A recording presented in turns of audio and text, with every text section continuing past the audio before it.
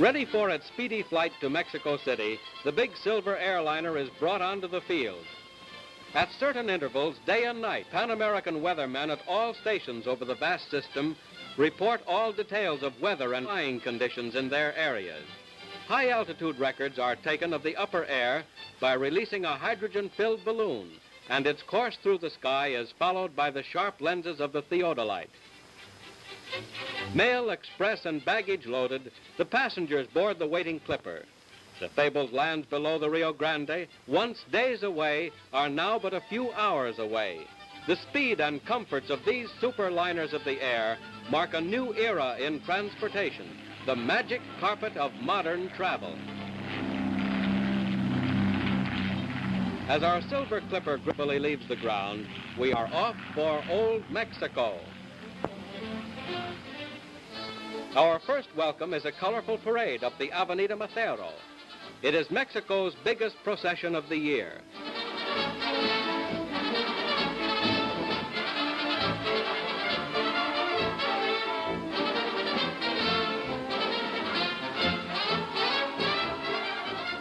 The beautiful red, green, and white flag of Mexico and many colored standards of all the Americas pass in review.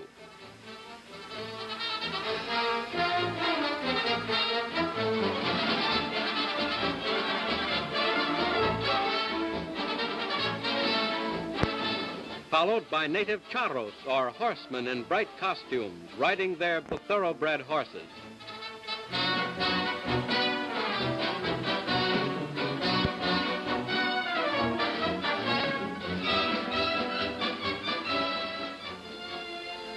The National Theater is Mexico's most beautiful modern building, having cost $15 million.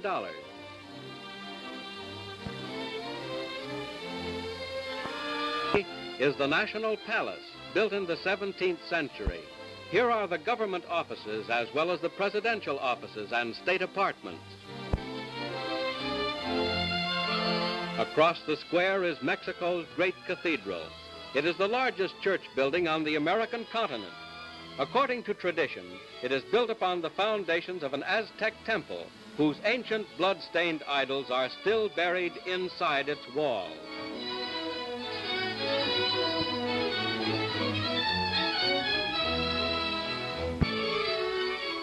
In the city's oldest park, the Alameda, the most striking feature is the superb monument to Mexico's patriot president, Benito Juarez.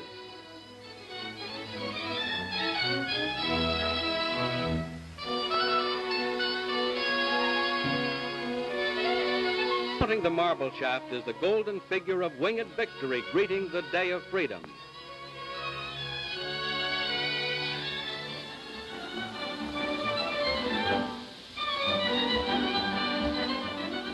On Sundays in Chapultepec Park, the National Tipica Orchestra is a delightful feature.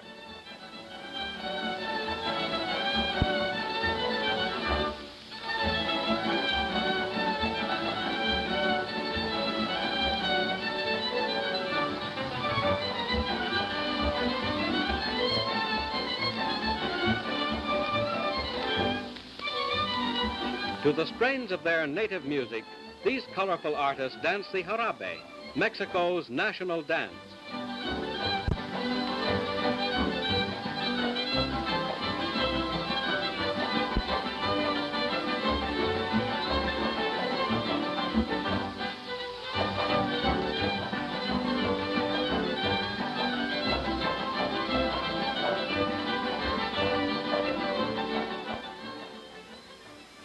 A Sunday treat is watching the colorful costumes of those riding through the park's many bridle paths.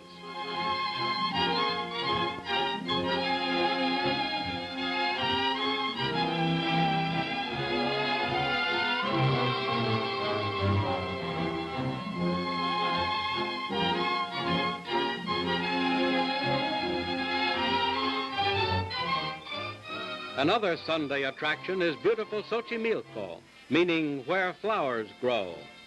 Fantastic, incredible are the floating gardens of Xochimilco. Aztecs began them by growing flowers and fruits on rafts of woven reed. Today they are a series of flower-lined canals.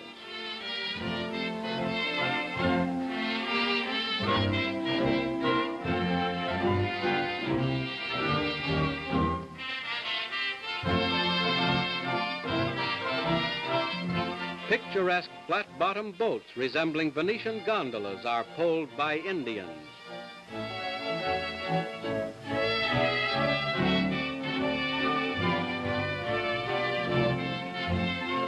Native musicians sing and play songs of old Mexico.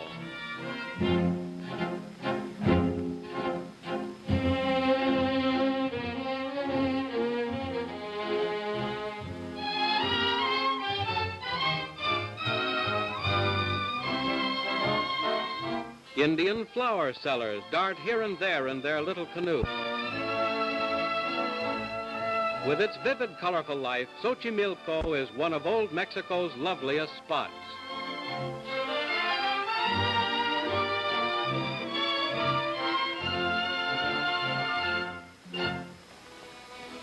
"28 miles from Mexico City are the great pyramids of the sun and moon, once the center of a prehistoric Aztec city. Most of the designs represent the Aztec god, the feathered serpent, their conception of a rattlesnake with the feathers of the quetzal bird. Like the Sphinx and the pyramids of Egypt, these ancient temples have withstood the centuries, a lasting stone-carved record of a great civilization. At Villa de Guadalupe, a suburb of Mexico City, is the Church of Guadalupe, the most sacred shrine in Mexico. On the 12th of December every year, fully 100,000 Indian pilgrims come from all parts of Mexico to worship at the shrine of the Virgin of Guadalupe. During the great festival, the plaza outside the church resembles a great country fair. According to legends, the church occupies the site of an Aztec temple dedicated to the goddess of earth and corn.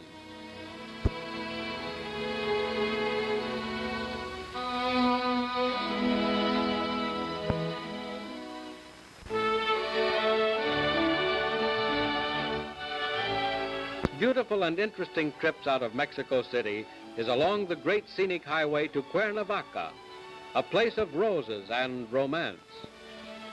Here, one of the most beautiful Spanish churches, although now in ruins, still retains the architectural splendor of its Franciscan designers and builders.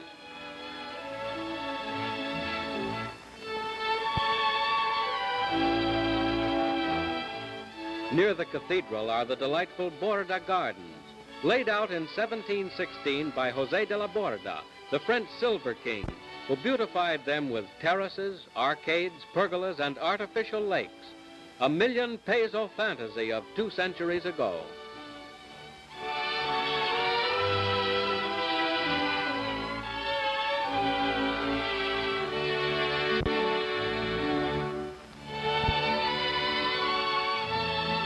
"50 miles beyond Cuernavaca, in the heart of Mexico's rich hills of gold and silver, is the picturesque town of Tasco. Towering above everything in the city are the massive spires and great dome of its famous cathedral. So famous is Tasco's beauty that it is a mecca for hundreds of artists who reproduce its loveliness on canvas. Everywhere one looks in Tasco, there is an exquisite picture. The ancient town with its cobble-paved streets, white houses, and red-tiled roofs possesses a quaintness all its own. Here lived the great Borda, one time controlled the fabulous supply of gold and silver which was dug from the hills about the town.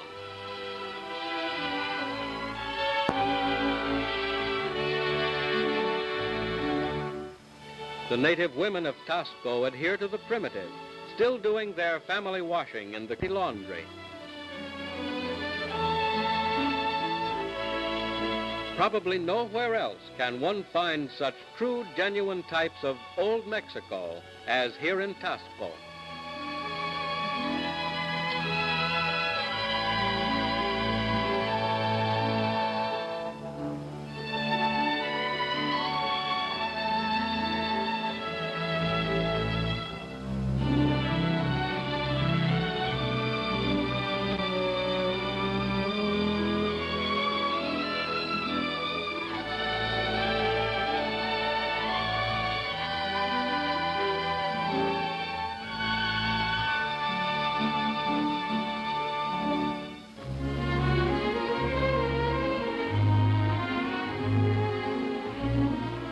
Going down to Mexico's west coast, we come to the age-old port of Acapulco.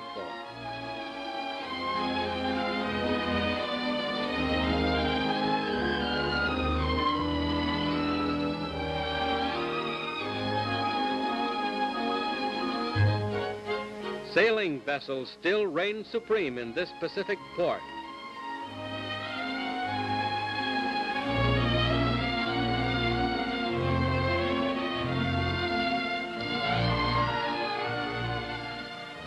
Here the groundswell of the Pacific breaks upon the mountainous rocky shore of Mexico's coastline.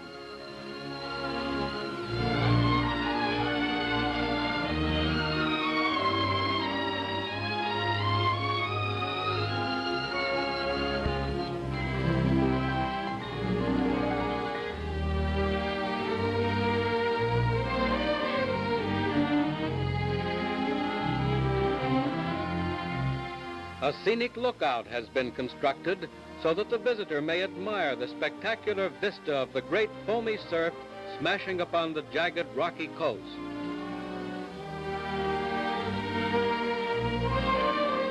Native boys dive from these precipitous cliffs into the surging sea below.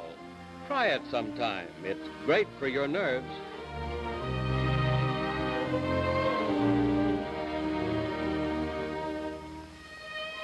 All in all, Acapulco is one of the wonder spots of scenic Mexico.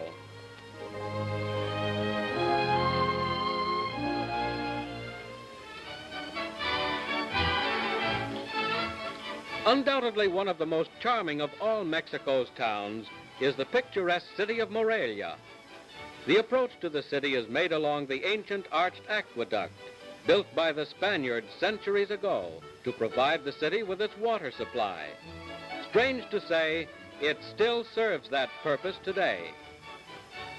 In the center of the old city of Morelia is a beautiful Tarascan fountain, a touch of modern art in this age-old city.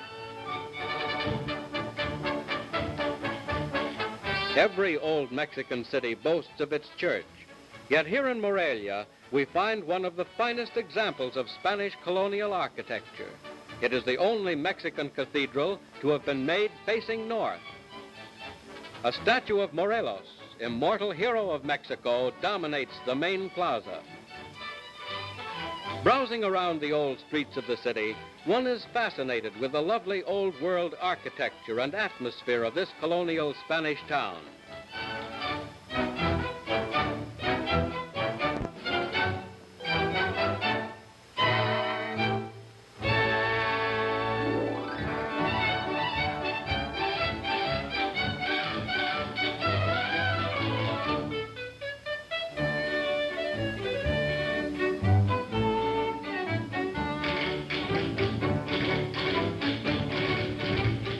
Morelos' home is now a museum.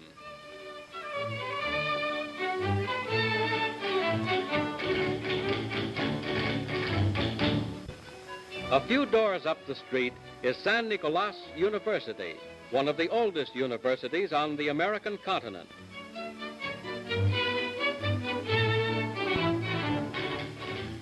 Nowhere in Mexico is there such a wealth of century-old buildings and atmosphere as here in the beautiful town of Morelia.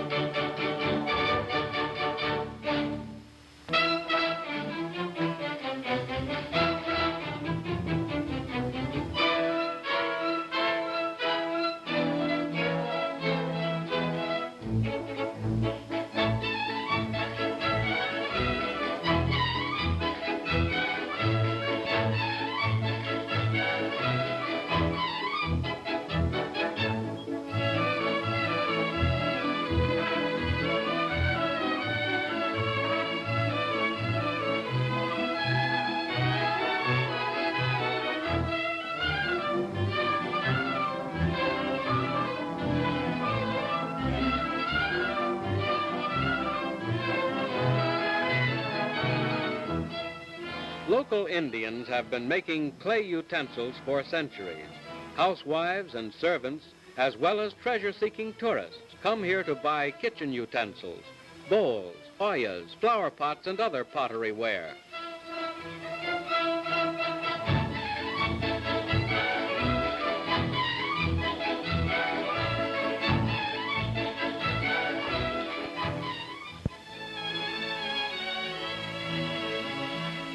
One of the most beautiful lakes in all the Americas, rivaling the famed scenic lakes of Switzerland and Italy, is Lake Pátzcuaro.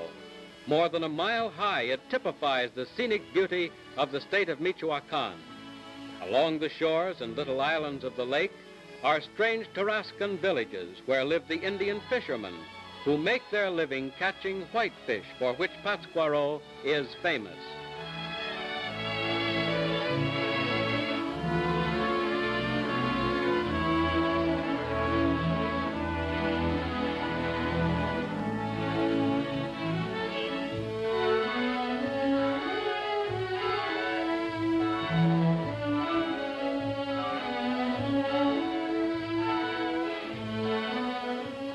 The old masters of pastoral paintings would have found this lake region abounding in fitting subjects for their canvases. Words are inadequate to describe the beauty of this scenic wonderland.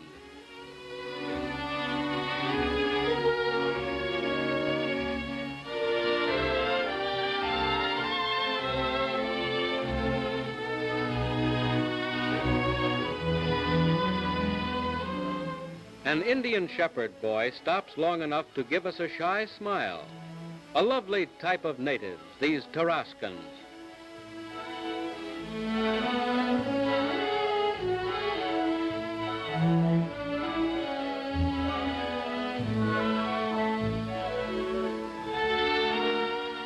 The native Indians of Pátzcuaro travel from town to town in this lake country.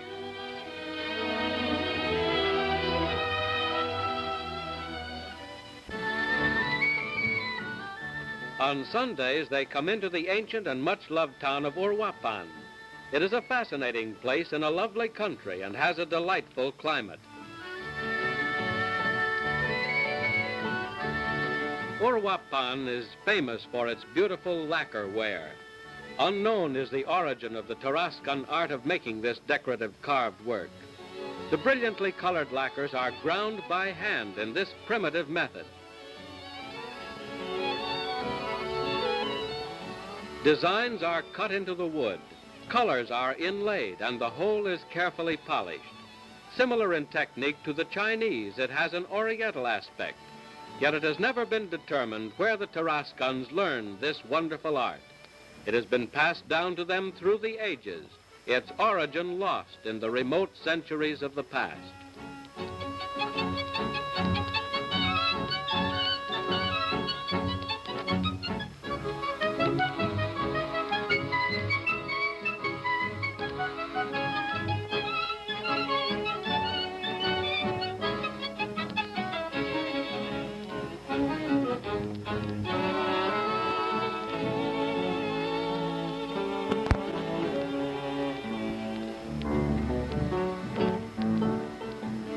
Market over, the Indians return to their little island villages in their large, picturesque canoes, each dug out of the huge trunk of a single tree.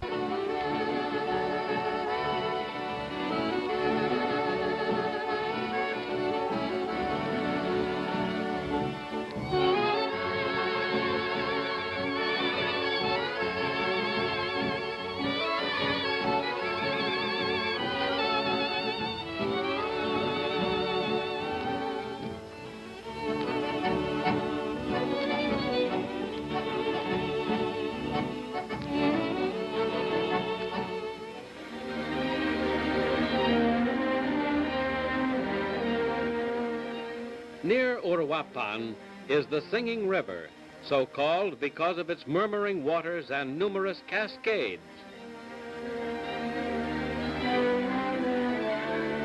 Along its banks, beautiful oaks, palms, mangoes, pines, and other trees of the tropical and temperate zones are strangely intermingled. In the shade grow flowers of every variety. Especially famous are the lovely hydrangeas, which bloom in profusion the year round. The natives make good use of the clear mountain streams. Here the women folk bring their family wash, and their love for talk and gossip makes this natural community laundry a real delight.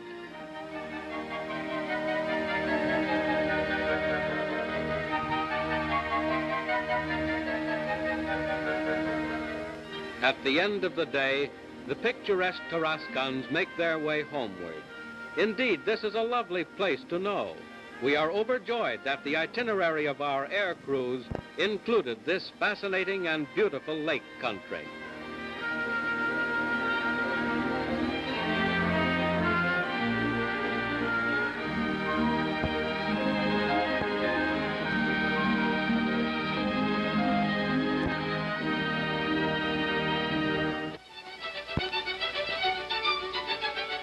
Again, we start out from Mexico City, this time to far-off Yucatan, to explore the wonderful ruins at Chichen Itza, which have aroused worldwide interest.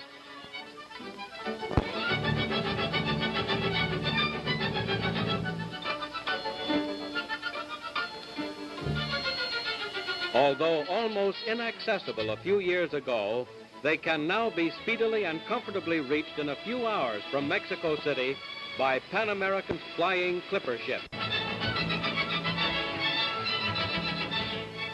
Speeding over the vast terrain of Mexico at about 200 miles an hour, we cannot help but marvel at the wonders which these flying clipper ships have brought to Mexico and the world. Now weeks have been cut into days, days into hours. Distance exists no longer. Such is the magic of the airways.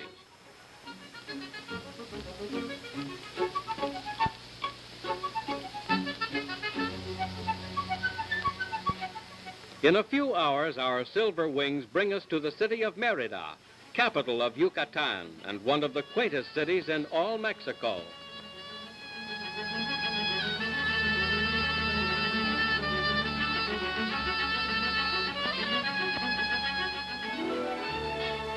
Here, too, in the archways and architecture of Mérida, we find the touch of colonial Spain. Instead of street signs, old Mérida quaintly used statues or pictures. For instance, this is Elephant Street. And here is Tiger Street.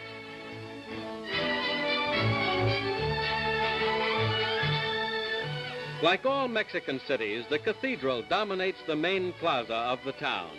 Here in Mérida is one of the finest in all Mexico. The office of Pan American Airways adds a modern touch to the otherwise age-old city. Horses and carriages are the general means of local transportation.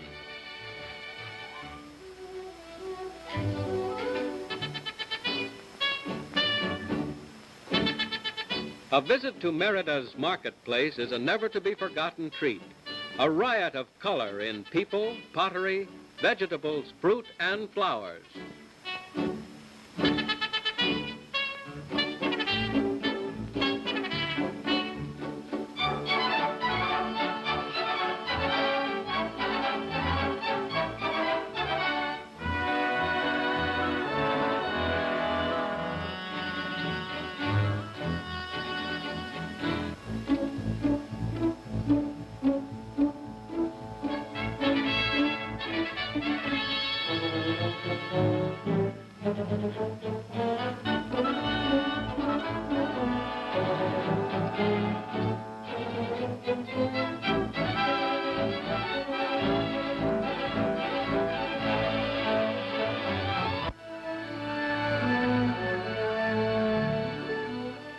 Not far from Mérida are the great Mayan ruins of Chichen Itza.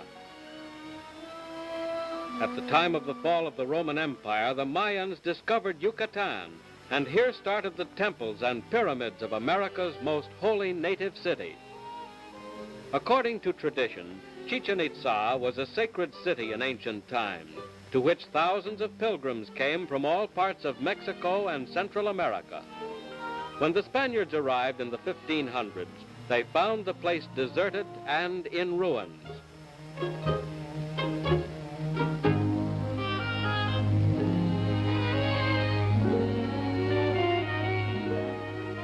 In size and construction, the temples and palaces of Chichen Itza rival those of ancient Egypt and India. Erected many ages before the Christian era, this was the capital of the early Mayas, an empire which has since been lost in the passing of the centuries.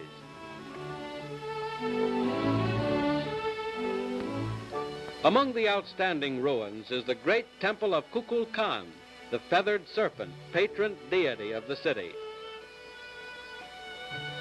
The majestic pyramid, surmounted by an imposing temple, rises in 9 receding terraces to a height of 100 feet.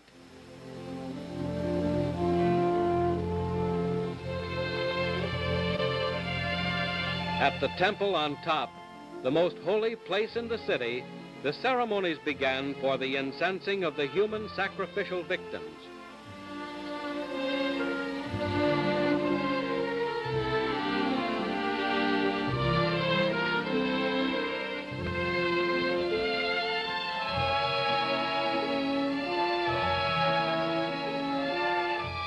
Native Mayan women of today still dress in the white embroidered costumes of their ancestors.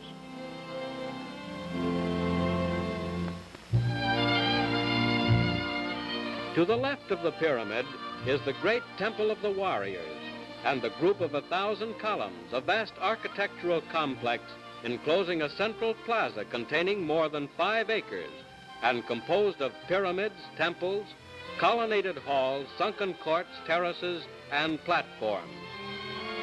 Over the stone in the foreground, young warriors were laid and their hearts cut out by the high priest.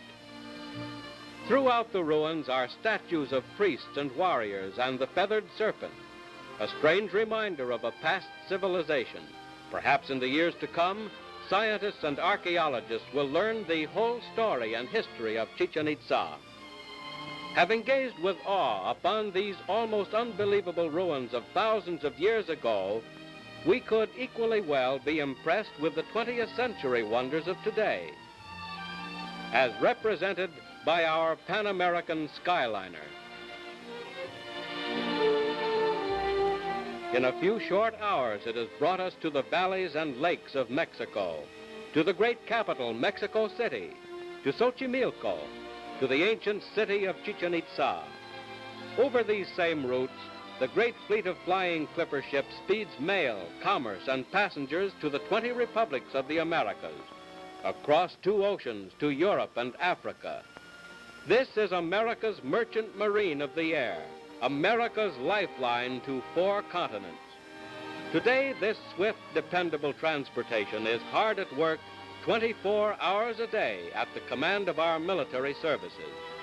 Men, ships, facilities everywhere are contributing their aid towards our nation's victory. Wherever war has struck, these Pan American men and ships are carrying on. Pan American, likewise, will have an important role in the peace to come, in the task of building a better world to live in. Here, too, air transport will make a very real contribution to the future welfare of the United States and to all.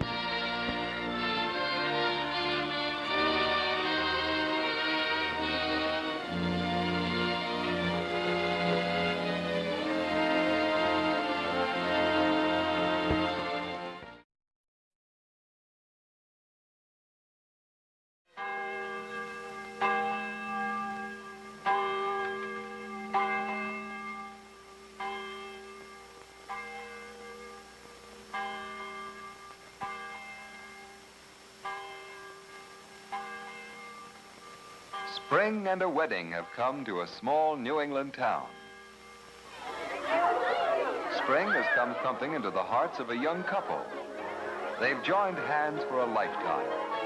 But before they settle down, there's the excitement of a wedding trip ahead. Where are they going? They didn't say. Well, Nancy takes after her great-grandfather, and he was the skipper of a clipper ship. She has that faraway gleam in her eyes. The Virgin Islands? Nassau? They've only got 2 weeks. Dick must get back to his logs. Anyway, they've promised to telephone the minute they arrive. In just a couple of days, they said.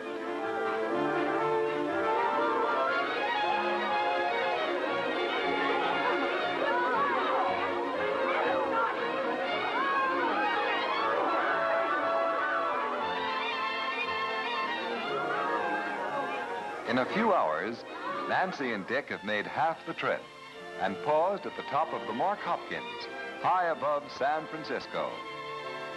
They've taken a shortcut in the course set by old clipper ships around Cape Horn. As modern travelers, they might relax in Los Angeles, Seattle, Portland, or Tacoma, Pan American's gateway cities to the Pacific. The routes of the flying clippers are traveled by young and old on business or pleasure trips.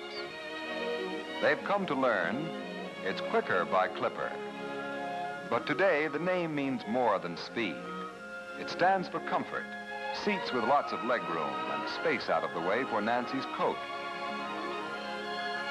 The name also stands for service by the world's most experienced airline, its flight officers and cabin crews.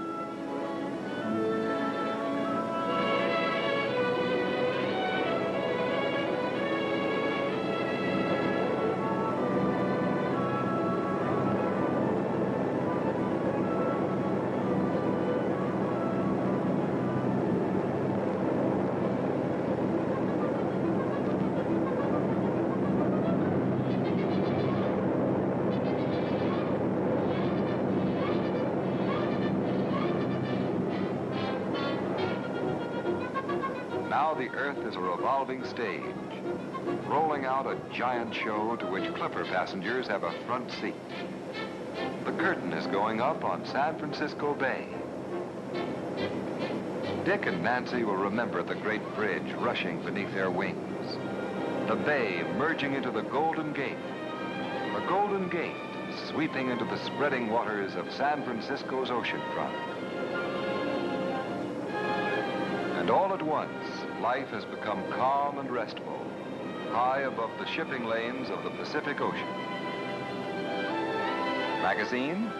No, letters to catch up with on the table that slides out from the seat. Fresh air? Passengers can regulate the vent above their seat to suit themselves. The littlest passenger who is getting a free ride and plenty of attention can even have his bottle warmed and cry for his baby food kit, all ready for him in the galley. Compliments of the management.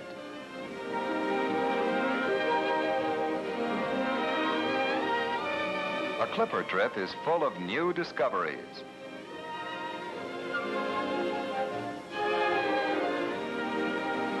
For instance, there's sleeperette service. You just push a button in the seat and the back goes down. Then a leg rest slides out. You can change your position or your view. It's restful and convenient. By the way, where are you girls planning to stay? There must be something in the air that makes for sociability. Perhaps it's the spirit of adventure. Somehow it's easy to get acquainted, to make valuable new contacts with quite important people.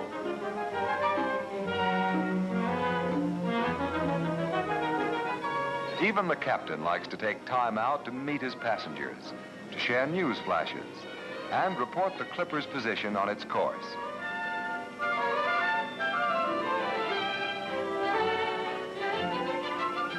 It's reached the halfway mark from San Francisco. It would have covered almost the same distance from Seattle, Portland, and Tacoma, or from Los Angeles. Dick and Nancy are getting a lot of travel information from their new friends. Before they know it, they've worked up quite an appetite.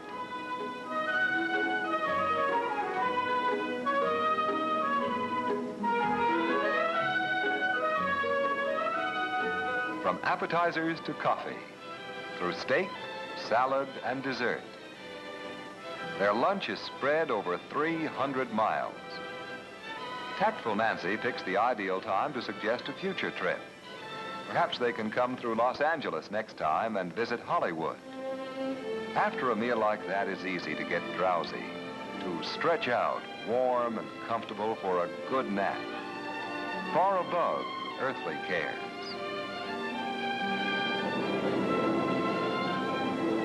To fall asleep with thoughts of pleasant days to come.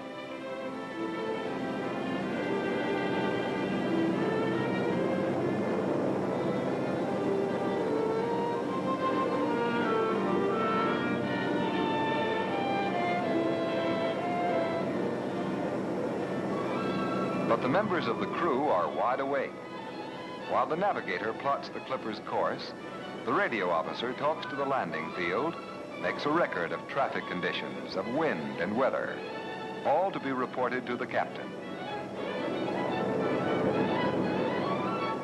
All's clear for a smooth landing.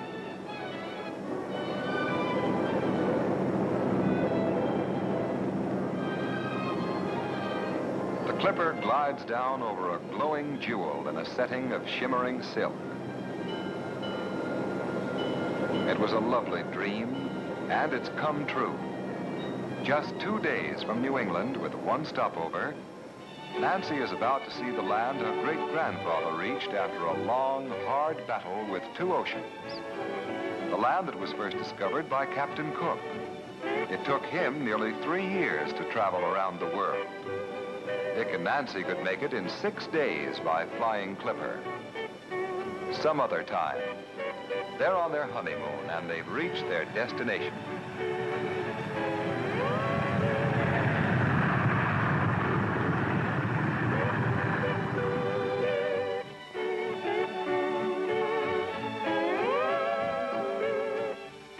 Lays spell Hawaii and aloha. Aloha, which means hello or goodbye and come again. Aloha, which means anything it's nice to say, like the island's welcome to their visitors. Right away, Dick and Nancy are made to feel that they belong. They meet the husband of a new acquaintance and are invited to another island. They mustn't miss a sunrise or a sunset over Maui's great volcano, or fail to take a pack trip in the crater through huge and brilliant cinder cones. But first, they must see Waikiki.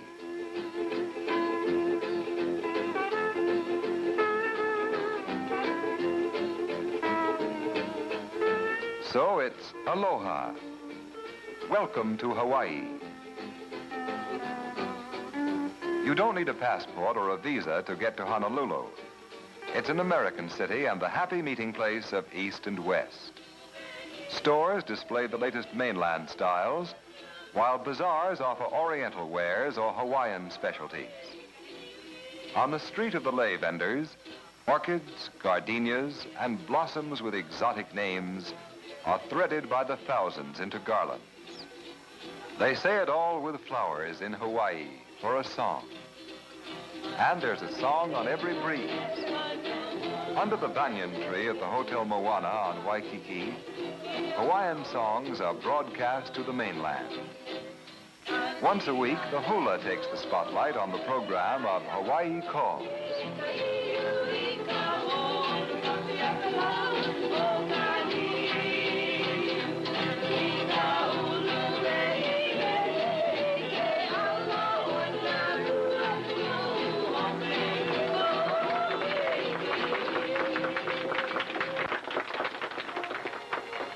After the show, visitors may drift over to the Royal Hawaiian for a dance at cocktail time.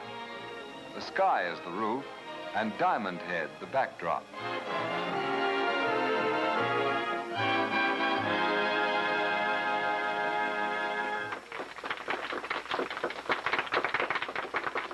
After a turn on the dance floor, it's pleasant to sit about on the lawns of great hotels with famous names. Halekulani, Palms, Moana. Even in a lazy moment, you can watch other people having fun.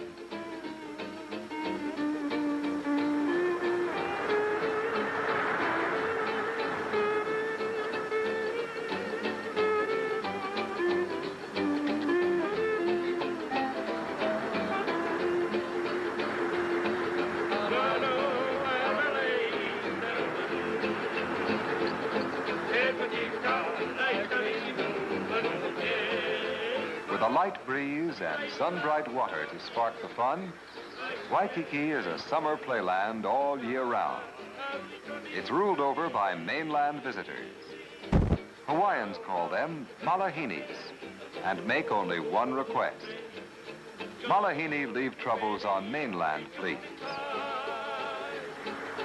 But the islands of Hawaii have other attractions. How and where can they be found? Tourists get help and friendly answers to all their questions. Here you are in Honolulu on Oahu. You can get to each island in about an hour by the inter-island planes of the Hawaiian Airlines to Kauai, to Molokai, to Maui, or to the big island of Hawaii. To get to Haleakala, you fly to Maui. And you can get a car to meet you at the airport. Rent it by phone from here and drive right up. What about a place to stay? Well, the Haleakala Mountain Lodge is near the top in the national park itself. It's homelike and informal, and it provides horses for trips into the crater. Just as they promised at the airport, their new friends are taking Dick and Nancy over the top of an island into the crater of a dormant volcano, 10,000 feet above sea level, on a trail that winds gently down the crater wall to the floor, 2,500 feet below. This is the House of the Sun, Haleakala, 9 miles long and 3 miles wide, deep enough to hold the clouds that drift in through 2 great gaps. Someday, Nancy may forget the sound of strumming ukuleles, but you will remember the great silence that followed her into the crater, broken only by the sound of hoofs and creaking leather.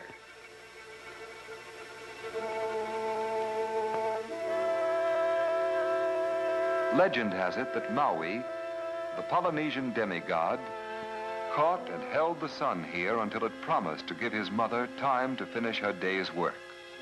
Hard to believe? Maybe.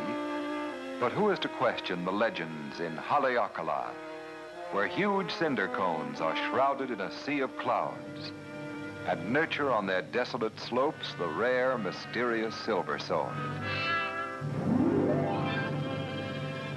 In a grassy area bypassed by lava flows, while a park ranger explains that all the islands were built up thousands of years ago by eruptions which began in the ocean floor.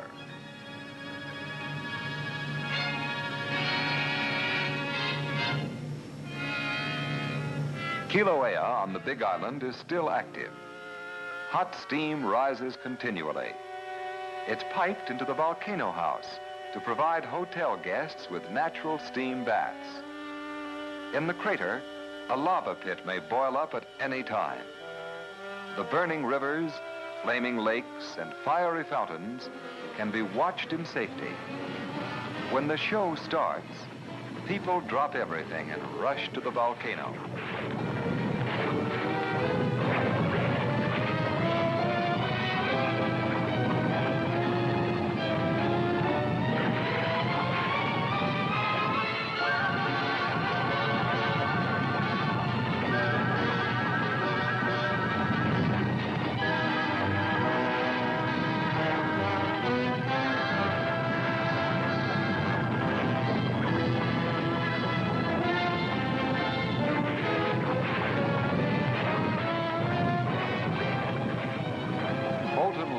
Spreads down the mountainside over old volcanic rock, long since eroded into the fertile soil of pastures, woods, and fields. Lava flows reach the sea and circle coves, out to the coral reefs. Hawaiians live between shore and mountain, where shelter, food, and clothing present few problems. The weather's never cold, the lauders never bare.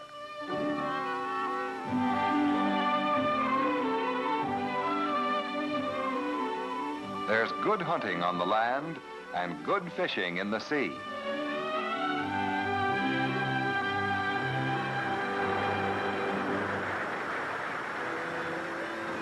To these people, the sea is a bountiful provider.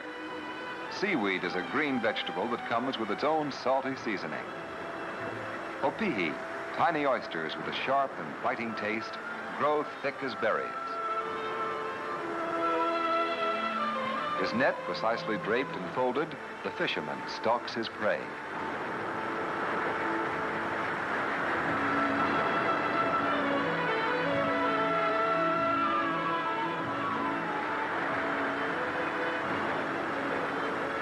This one works underwater with a spear. In one bite, he kills the squid and does away with an accusing eye. Pig to be washed and salted with seawater. Coconut meat to be shredded for dessert. Taro to be gathered, the roots scraped and steamed, then pounded and thinned with water into poi, the Hawaiian staff of life. All these preparations are for a feast, a luau to which Dick and Nancy have been invited. Dick is picking up a new recipe for Nancy's notebook. Dig ground oven, place red-hot stones on pig, cover with leaves, and bake till done. Leaves are cut to make a table pad, and the ground serves for the table as well as for the cooking stove. Dick and Nancy have joined in to help prepare the food and set the table. It's sprinkled with flowers and decorated with a centerpiece of pineapples, mangoes, and papayas. Dinner is ready now, and over the fruits of the land and of the sea about to be enjoyed, a blessing is spoken. E koma koma kuilo krani ano e no mako pa ko ke ku ha akuni na lo ke awina no ye kuno no iko anu me ko lo me ke la no me ko na me ka ku ani. Amen. Then hands and fingers go to work.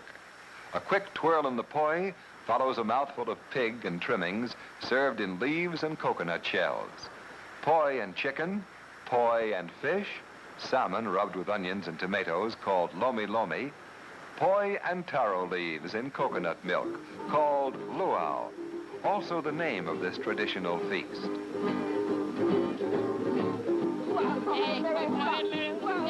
It wouldn't be a luau without a hula. Hawaiians are cheerful people. They sing and dance what they feel like saying. These are the after-dinner speakers, and they have all kinds of stories to entertain their guests.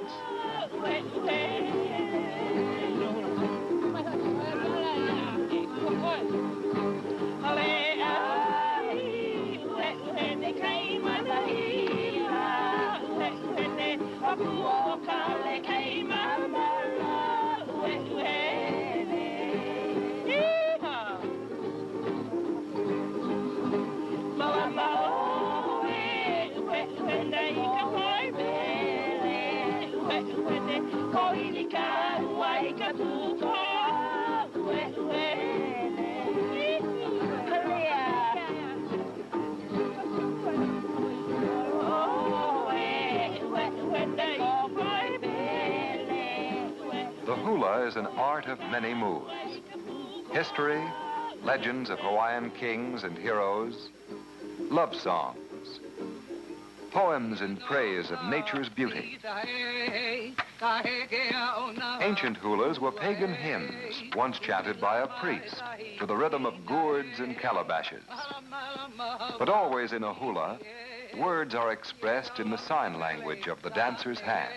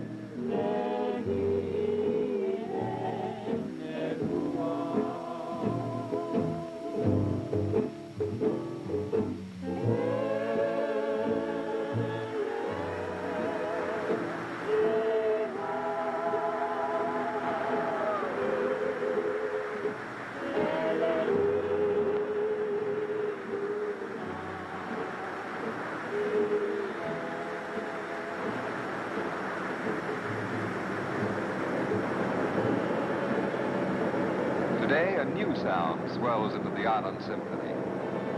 Modern travelers get a comprehensive view from the inter-island plains of the Hawaiian Airlines. These islands were first conquered and united by Kamehameha, Hawaii's greatest king. Today, they're outposts of the United States in the Pacific under territorial rule.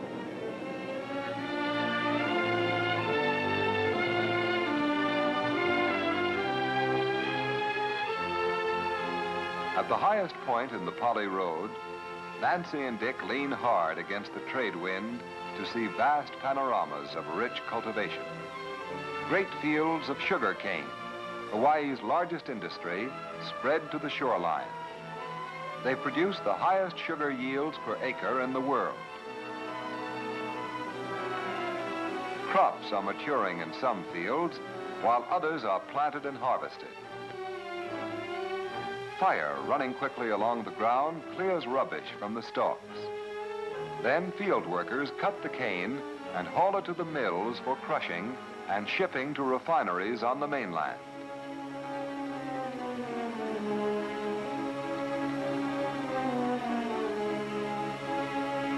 Pineapple, the second largest crop, grows on the higher slopes. It's cultivated according to the latest findings of scientific agriculture. Almost all the pineapple in the world comes from Hawaii, canned and packed in island factories.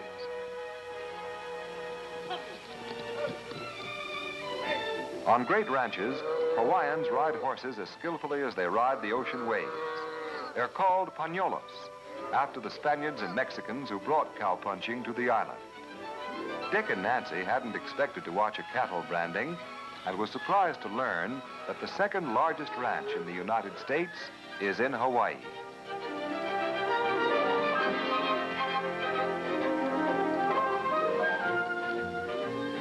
Dick would like to go in for some dude ranching, but Nancy has had enough. So has the cat.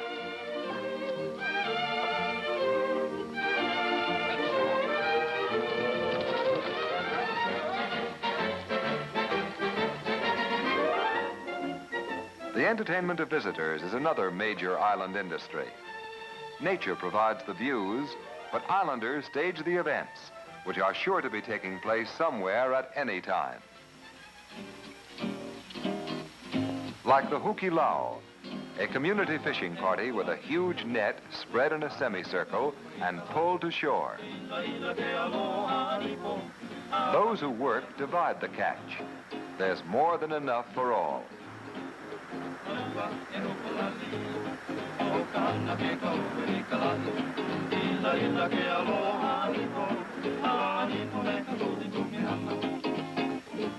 Driving about the islands, loafing on shaded lawns or in lanais, the open porches found in all Hawaiian dwellings,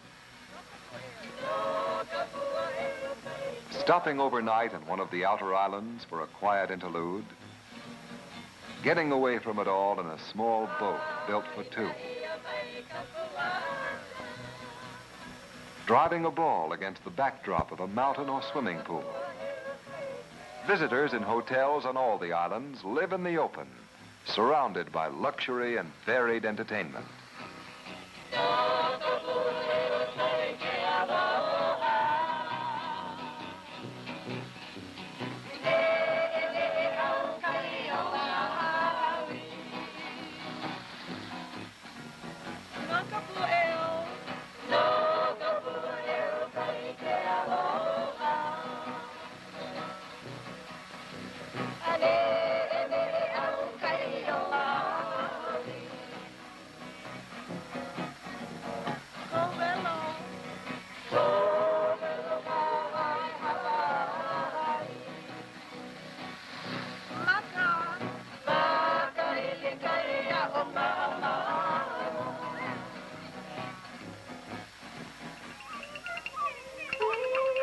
There's entertainment in the tradition of different lands. The islands have attracted many people from the Orient. They've brought their religions and their languages, their customs, their special ways with food. Japanese, Chinese, Koreans, and Filipinos all add their own bright accent to the island color scheme. From Samoa comes savage colors, flashing, razor sharp.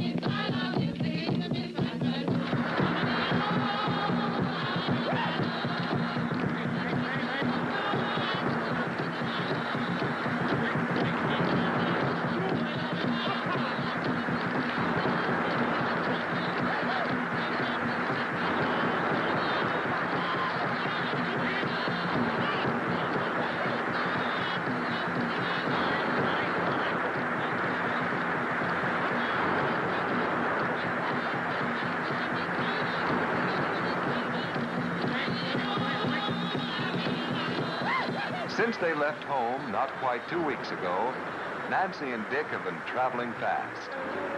From the time their flying clipper touched the runway, they have enjoyed the island's entertainment, hospitality, and stimulating sports.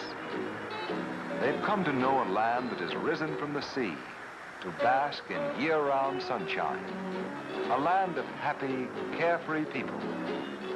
They've absorbed a bit of the traditions, the legends, the magic that is Hawaii.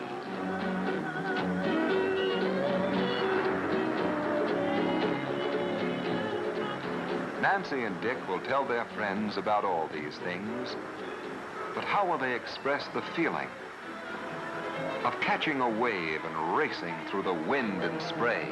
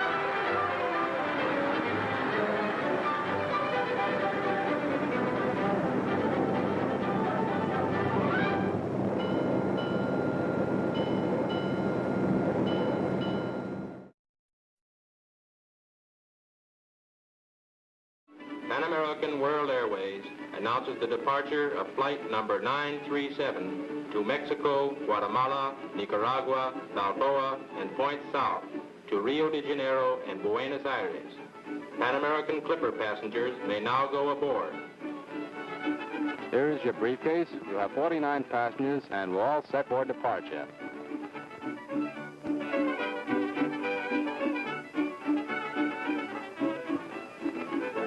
Ready for takeoff, Captain. Takeoff power.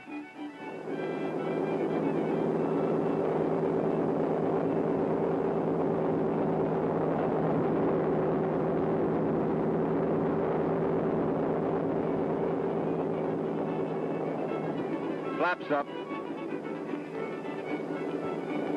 Flaps coming up. This is Clipper 38, off the blocks at 1-4, ground at 2-5, climbing to cruising altitude. Hello, me. Oh, mil gracias. Oh, this looks delicious. Armando Diaz of Mexico City. My friend, Enrique Gonzalez. How do you do?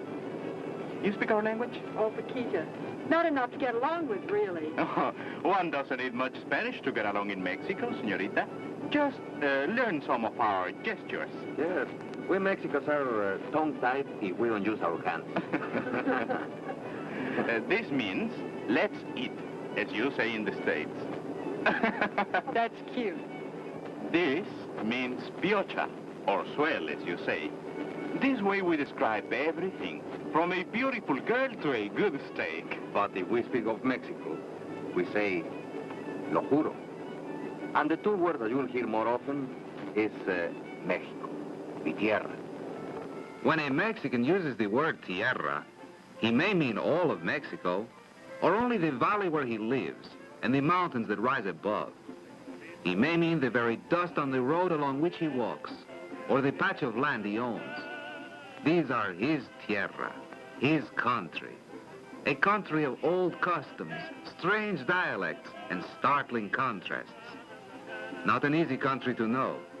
It's devoutly religious, and yet being pagan about our feeling for the soil. Most of our people cling to the earth, for in it are the roots of our race.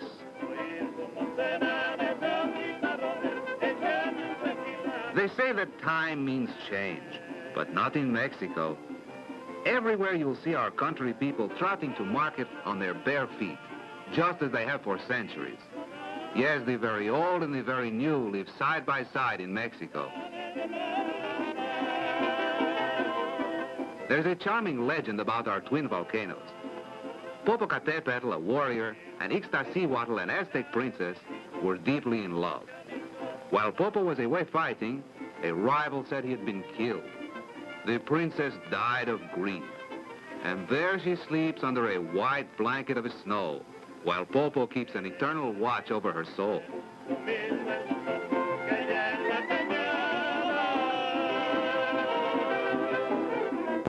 My hometown is Oaxaca, in the southern part of Mexico. It's a town with an imperishable past. There is a saying that life here is 90% weather, 9% gossip, and 1% business. After church on a Sunday morning, the band strikes up. Gossip and life and worship all center around our plaza, as they do in every Mexican town. Oaxaca is famous for fine serapes, patiently woven by our Indians on the primitive looms of their ancestors. Each of their many-colored designs dates back to the sacred symbolism of centuries past. On a hilltop nearby is one of the great archaeological finds of the century, Monte Alban, reconstructed under government supervision, headed by the distinguished archaeologist Alfonso Caso. It's very exciting in trying to locate hidden tombs, and in which you find jewelry and pottery. For example, this object, which we found 2 or 3 days ago, is very interesting because it's what's called a pot stand, and it's modeled in the form of a human spine. You can see even the blood dripping from the vessel. Another thing, a thing which is very interesting, is that you always have to start in a mound by attacking it at the base. First of all, you remove the trees, and then you dig a trench in which you arrive at the base of the pyramid, a wall or a stairway. Then you go up till you reach the summit. It's a great mistake to start from the top and work downwards, because if you do so, you will get the walls on the back, and most probably you will destroy them without even seeing them. The Zapotec and Mixtec people, who were the builders of the first great cities, were conquered by the Aztecs. Why their civilization declined is still a mystery. But we do know that at its height, it was not matched anywhere else in the world. The Aztecs were conquered by the Spanish. And strangely enough, to this day, our people dance the Danza de las Plumas, the story of their own defeat by the Spaniards.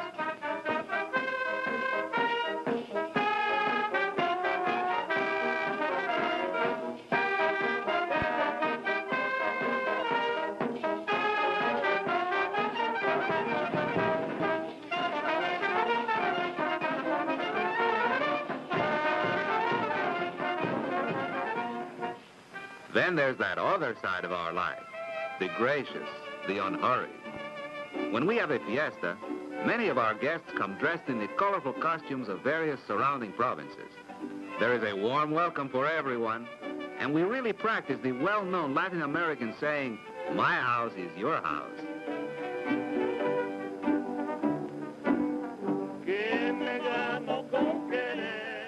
Perhaps you have seen pictures of the Tehuanas. They are known throughout Mexico for their stately grace and picturesque costumes, with flattering headdresses of starched white lace. In their little town of Tehuantepec in the south of Mexico, the women make up for the drabness of the barren surroundings by using a wealth of color in their elaborately embroidered silks.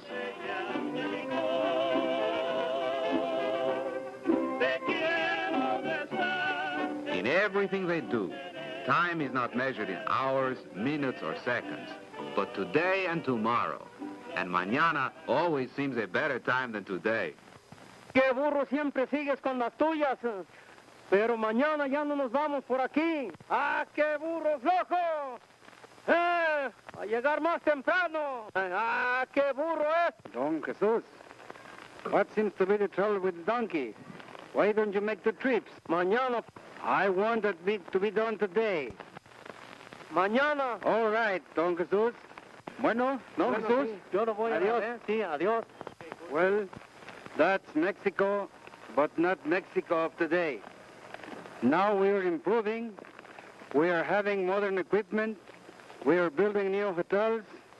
We are prepared to supply the world for things from the land. Y traigo pistola al cinto y con ella doy consejos. Sí, señorita. Mañana is not our work for today. We're making great progress. Wait till you see Mexico City. It's a stimulating place.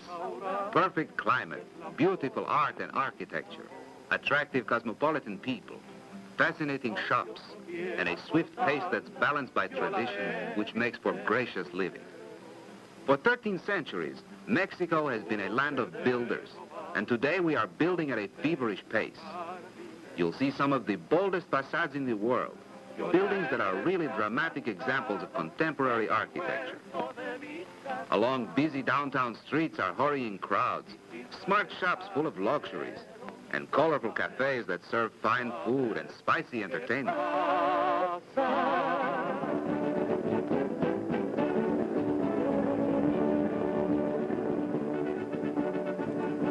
Right in the heart of the city, mellowed colonial buildings line the Zócalo Square, once the inner city of the Aztec capital. On our famous cathedral are exquisite carvings, fine examples of Spanish 17th century art. In the National Museum, you'll see some of the most important examples of native art in America. The genius of these mysterious people who lived in Mexico before the Spaniards came produced many masterpieces of pure sculpture, some of which are surprisingly modern. Some people say that Mexico's first families came over from Asia, and certainly there is a striking resemblance between Oriental art and pre-Columbian art of Mexico.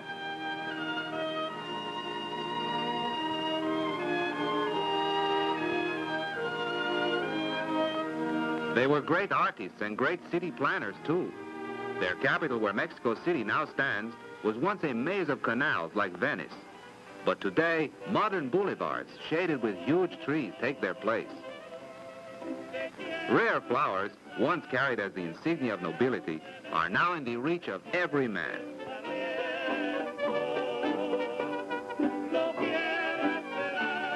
For a peso, your arms will be filled to overflowing. For 10, your car will be banked high. There is still a bit of the beauty of Aztec inventive genius at Xochimilco, the place of flowers. On tiny islands, beautiful flowers grow in profusion. Here you are offered strictly Indian relaxation. Trade, music, food, a drink, and contemplation in a flowery place.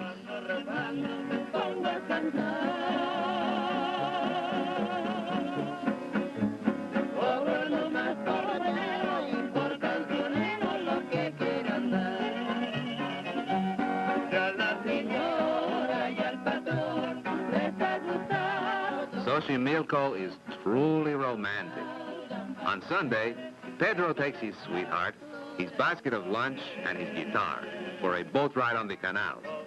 Or the whole family makes an excursion and hires a boatload of musicians to play to them as they are pulled about in canopied boats.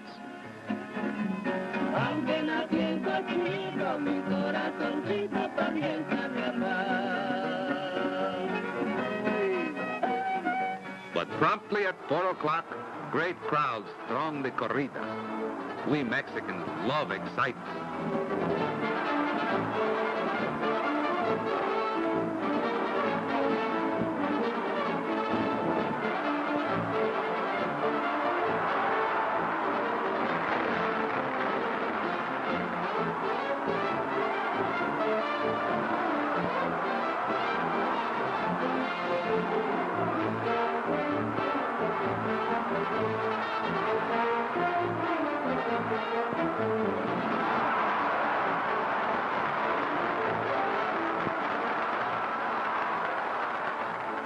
In my opinion, señorita, there is a side more expressive of the real Mexico and more thrilling than the corrida. Oh, what's that? Our charreada, the sport of the charros. It's a society of those who want to bring the customs and costumes of old Mexico. There is no limit to what a charro will spend on his magnificent costume and fancy trappings for his horse.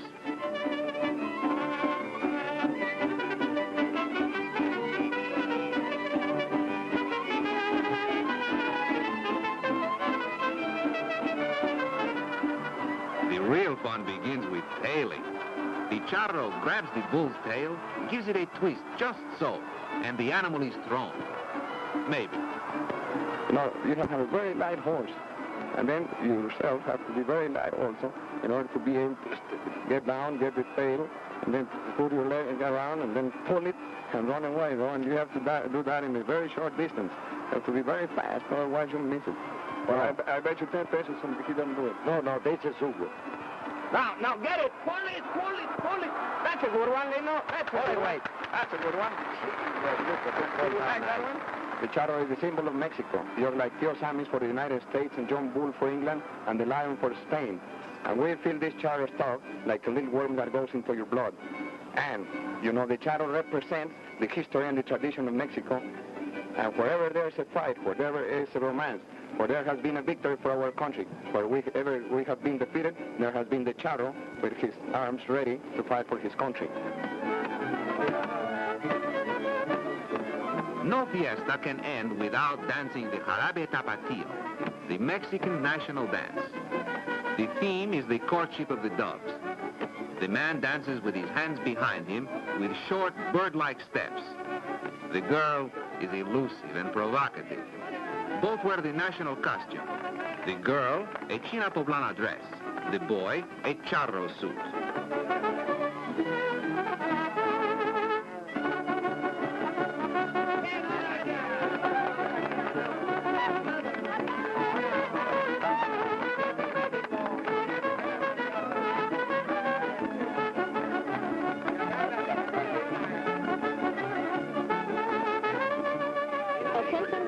Attention, please.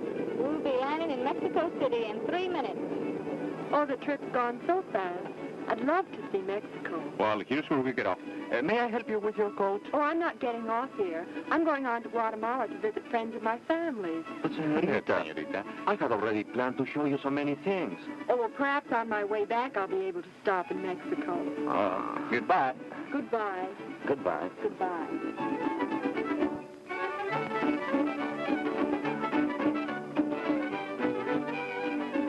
Hasta la vista.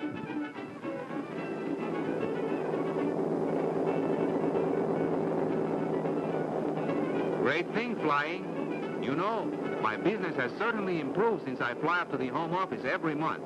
Someday I'll take my wife and my family and fly around the world. I've never been in England, China, Hawaii, Alaska.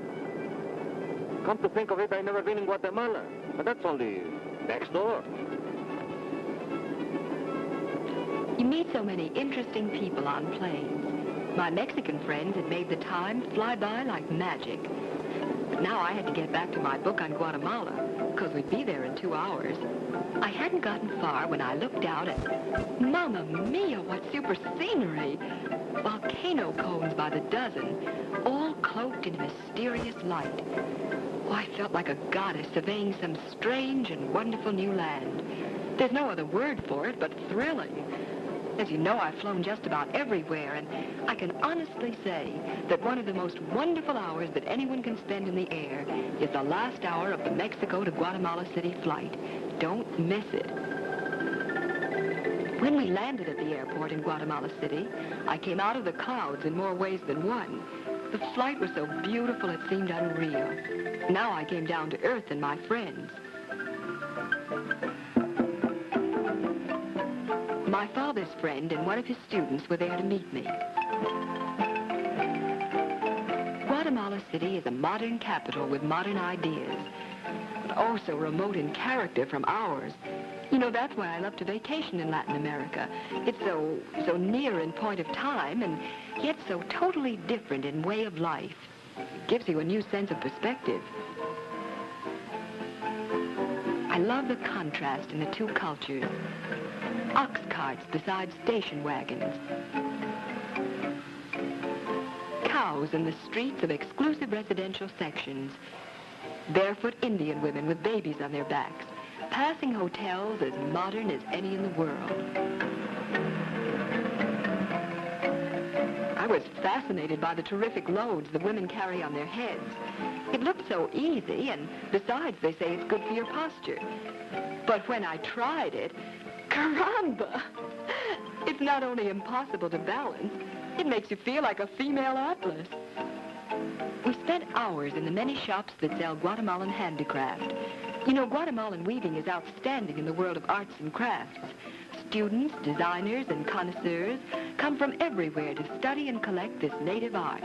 But the majority, like me, just shop for fun, and there's plenty to buy.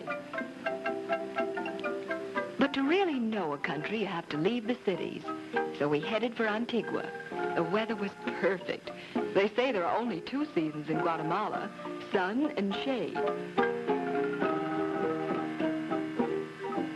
Antigua means ancient or old, and Antigua was the old capital, but it was abandoned when an earthquake destroyed it in 1773. It's still mostly ruins to this day, and that's what gives Antigua its character. You see a lovely facade like this of Our Lady of Mercy, and you walk in and what have you? Nothing but a facade. The roof has fallen in. The walls are crumbling, and children play hide and seek in what was once an inner sanctum. It gives you a strange feeling, sort of as if time were tapping you on the shoulder. Aldous Huxley says Antigua is one of the most romantic cities in the world. Maybe he's right. There's something awfully moving about the ruins and the half-restored dwellings.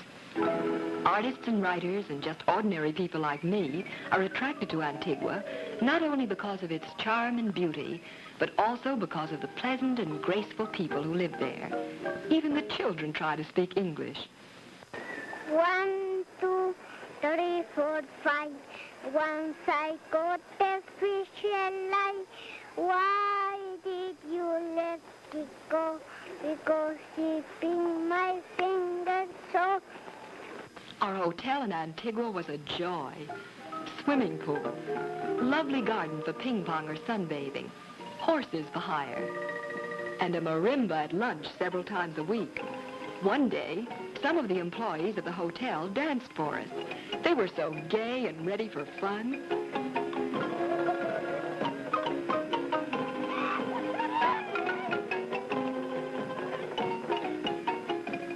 The marimba is the musical voice of Guatemala.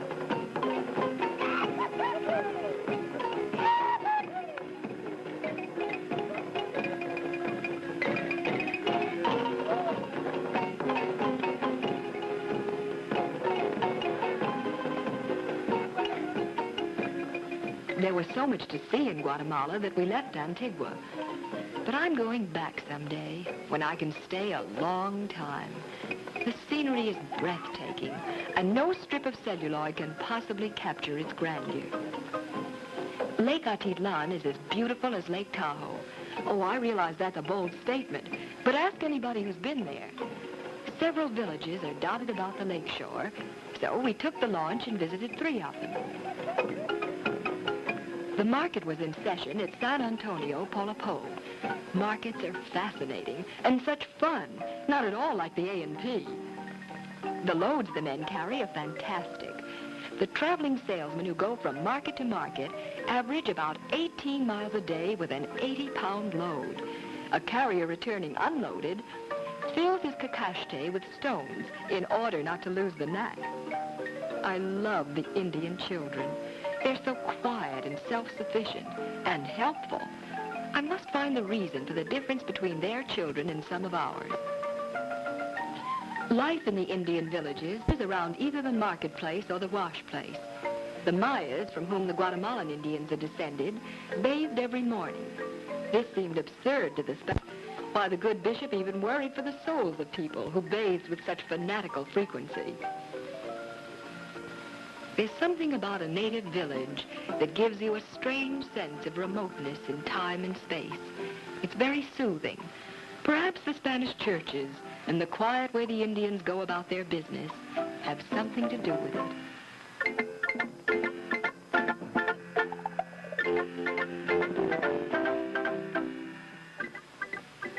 Santiago Atitlan would be an inspiration to fashion designers. The women wear white blouses with tight red skirts and a halo headdress, which is made by wrapping a narrow band round and round their heads. The road from Atitlan to Chichicastenango winds up and over and down. You pass many people on the road, all walking to market. For Sunday is market day in Chichicastenango, and everyone within the trottable zone will be there.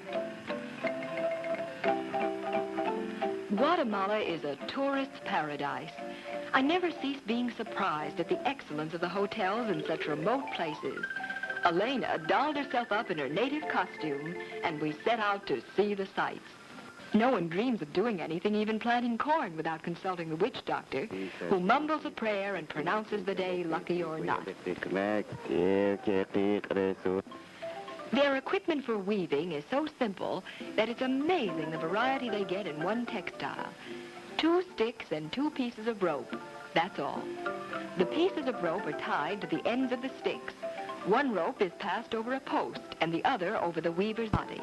She sits on her heels at just the right distance from the post to hold the loom taut, and from such stuff are these extraordinary textiles born. In the square where the market would be held tomorrow, some of the villagers were practicing the dance of the conquest.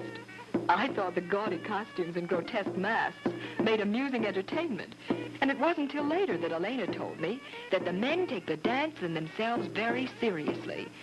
They're leading men in their communities, chosen as an honor or permitted to take part in order to fulfill some sacred vow. A man loses considerable prestige who fails to perform perfectly in public. Get in step, Miguel. At first, the Indians advance. But alas, in the end, they're beaten back.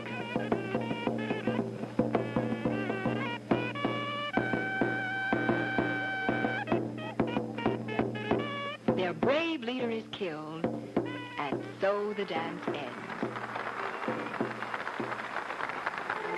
Sunday dawned, a glorious day, and we rushed to the square so as not to miss one moment of the famous market.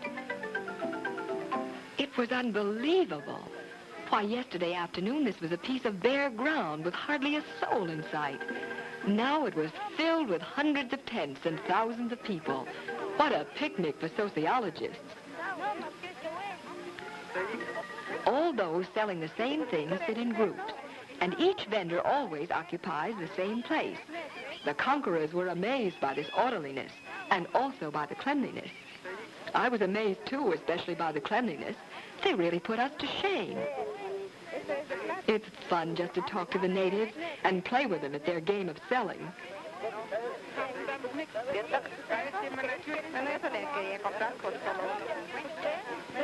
The market is a place of high humor and much gossip. But there's no high-pressure selling. You get everything you need here, from supplies for the kitchen to clothes and personal adornment. I'd like to adorn myself in several of these lovely textiles.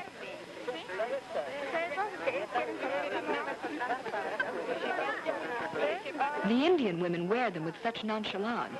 When they're not being used to carry things, they pop them on their heads in a way that shades their eyes from the sun. The Chichicastenango market is a combination of savory smells and sounds, human, animal, and vegetable, fabulous and fascinating. The early missionaries complained that the Indians preferred attending markets to churches. At Chichi, they combine the two. In the middle of the morning, there's a procession. The head men of the church carry one of the saints through the streets. The image of each saint is kept in the leader's house and is brought out only for these religious festivities.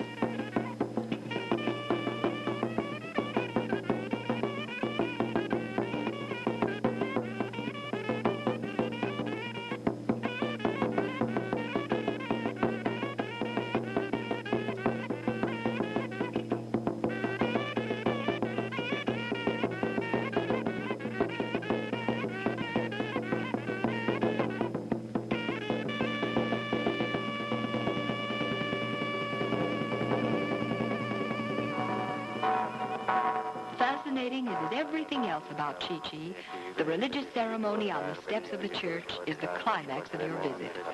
The church is, of course, Christian, but to play safe, the Indians also use an altar to the gods of their ancestors, and it's right here on the very steps of the church. Yes, sir, they burn the sacred incense here on the altar, and then slowly and with great dignity they mount the steps. As they wreath themselves in copal fumes, they go inside to worship the Christian God. Usually the men do the praying for the whole family. They pray just as though they were chatting with a friend.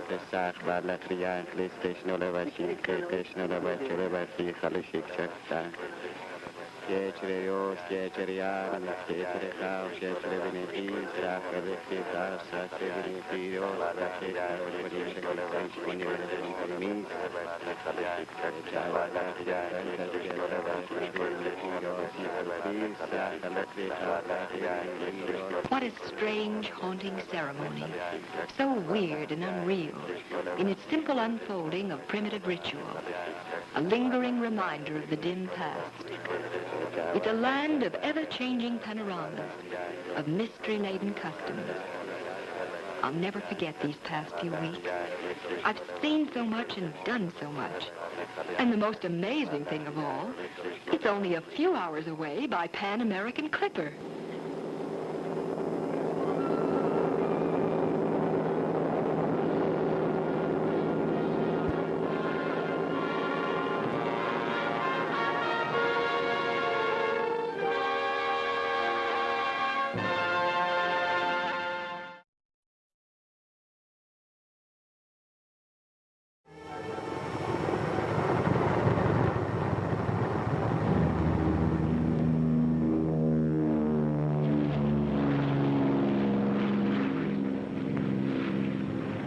Within a few minutes, our great big DC-6 was up to 17,000 feet.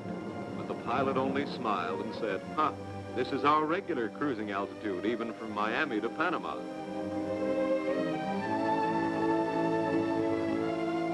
Isn't it wonderful? Isn't it wonderful? That's all Mom could say.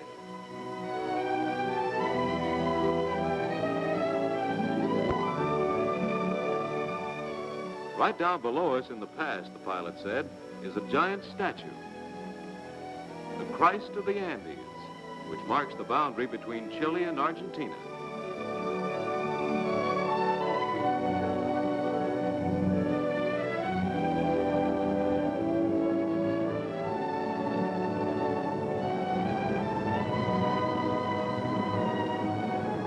Then we passed Aconcagua, highest peak in the hemisphere, and we're soon over the Andes.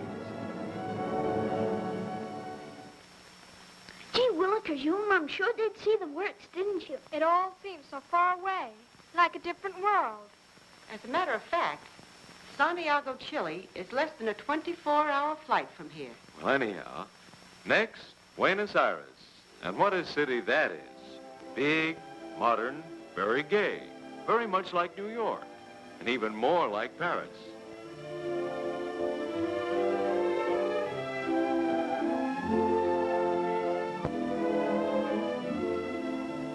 Oh, I know we'd been told BA was the third largest city in all the Americas, with busy streets, subways, and lots of fashionable shops, but what a surprise it was anyhow. And by the way, here's a couple we palled around with. We went shopping for alligator bags, and what bags, at such reasonable prices we couldn't resist them.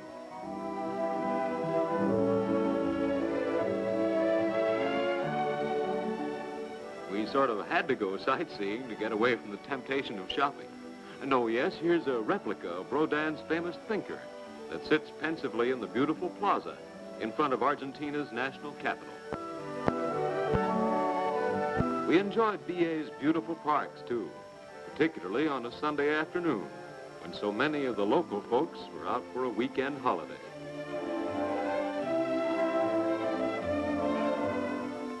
Everyone knows that Argentina is famous for its fine horse. Nearly everyone rides, even the small fry.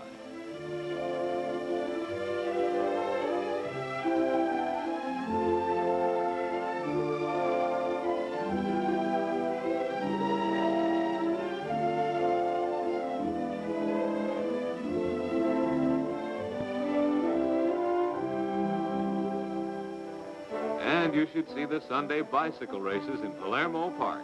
Hundreds and hundreds of them. You'd never believe they could get so many bicycles in one place.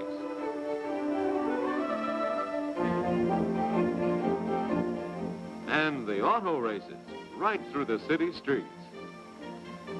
It's safest to watch from a tree.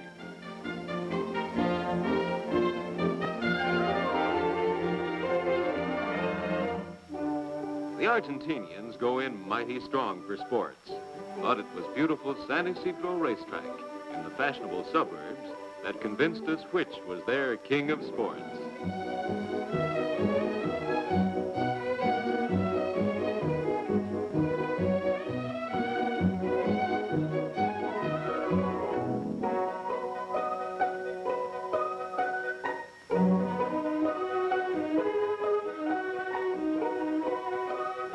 The horses run on velvety turf, like a well-kept lawn.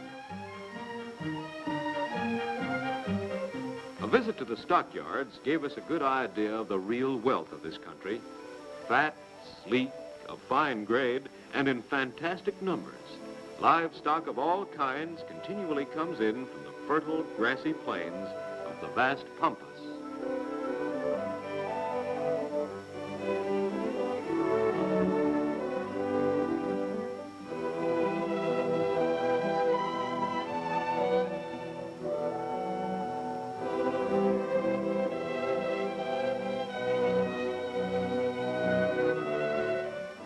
We hadn't realized that BA was such a great shipping port. Just imagine, 60 years ago, this was a young and undeveloped country. But look at it today. Ships from nearly every port on Earth, coming and going, and always big cargoes. The largest grain elevator on Earth, so we heard.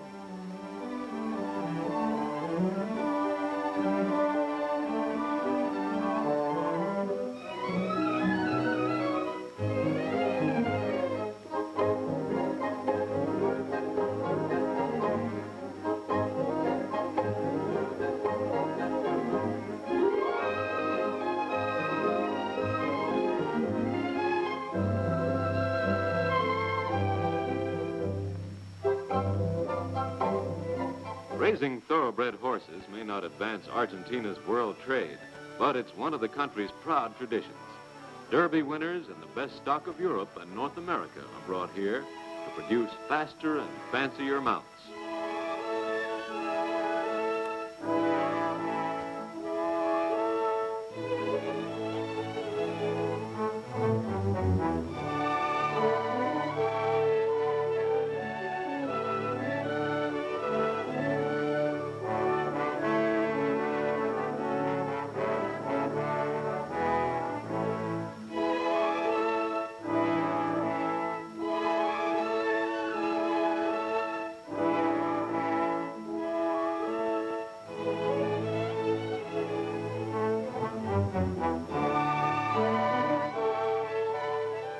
Some go in for polo ponies.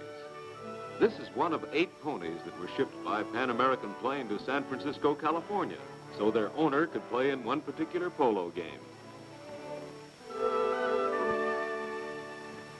Do you recognize this big fellow? You guessed it, the wild bull of the Pampas, Luis Angel Firpo, of that most famous of all prize fights, the Dempsey Firpo fight back in 1923. Today, Firpo is a very wealthy cattle rancher, owning 4 large estancias with many thousand head of beef cattle. He requires special horses strong enough to carry him.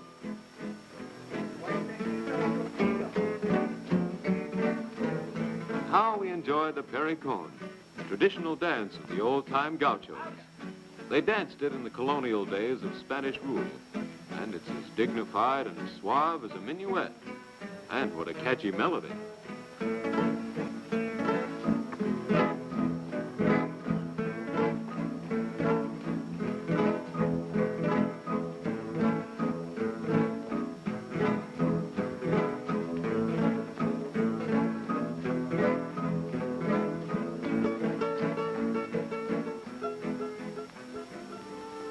Then beautiful Yao Yao in the edge of the Andes, a garden spot of scenic grandeur. But why try to describe it?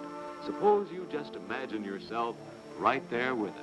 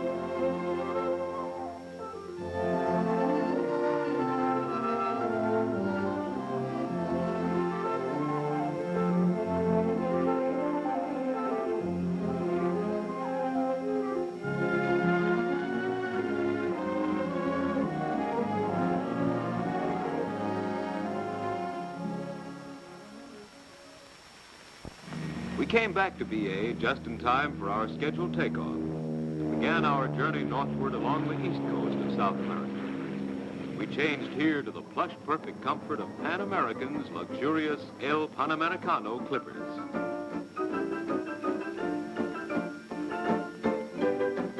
Within little more than an hour, Montevideo spread her pastel pattern below our magic carpet. We'd heard a lot about Montevideo, charming capital of Uruguay, gateway to the fashionable Latin American Riviera.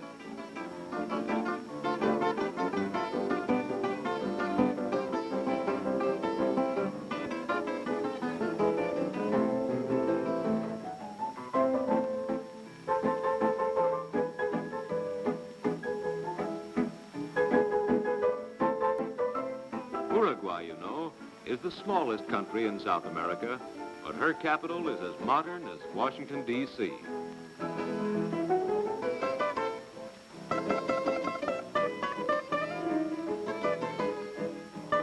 And what a magnificent national capital she has. And some skyscraper office buildings, too.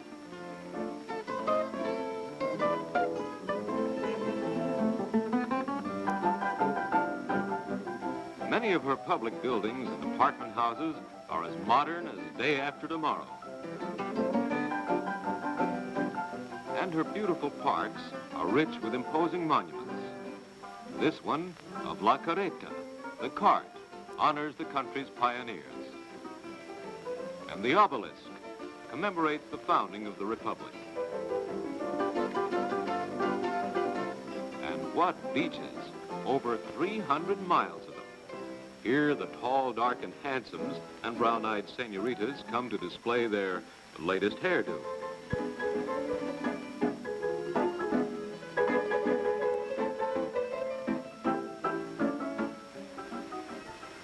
Montevideo is also known as the City of Roses.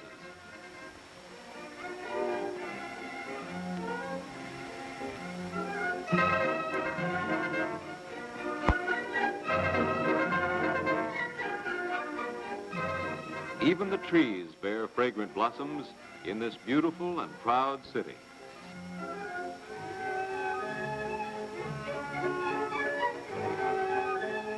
The government is the foremost impresario of opera, music, and the Ballet del Sodre, which often dances with the city as a backdrop to the music of the 120-piece Montevideo Symphony Orchestra.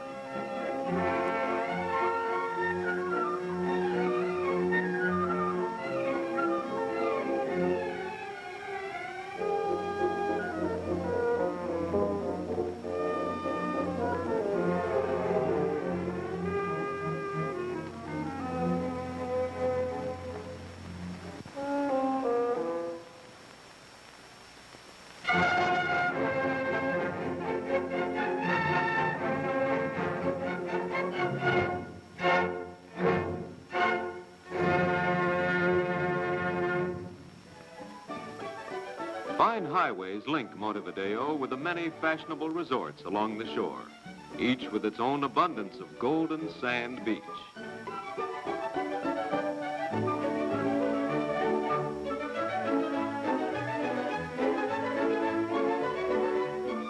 We found that the most popular resort in all South America is Punta del Este, Point of the East, which is the gathering place for the smart set of all Latin America.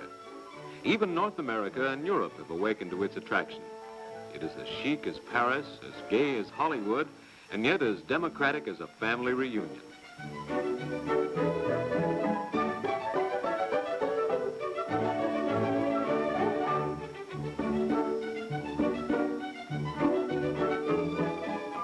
And such scenery.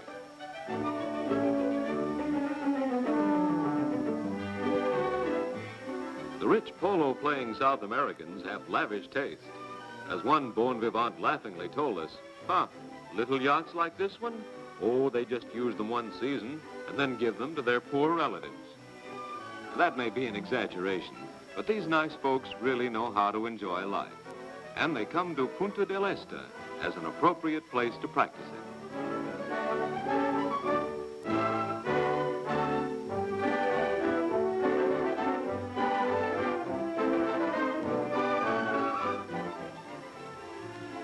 Cantagril Country Club is the place to meet the nice folks, and yet it's okay to turn up in a formal here, slacks or even a bathing suit.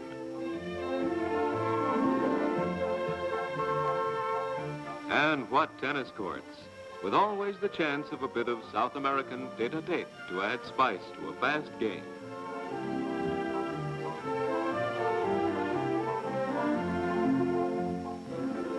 With miles and miles of wonderful beaches so close, you'd think they'd overlook swimming pools, but not here. They have everything.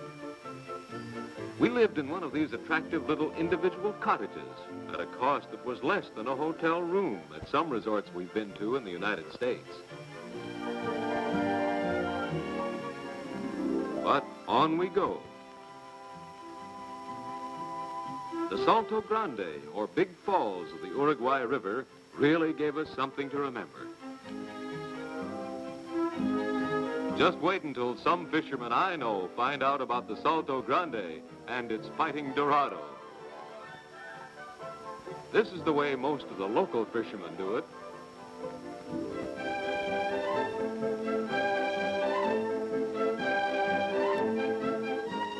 But that's just a minnow.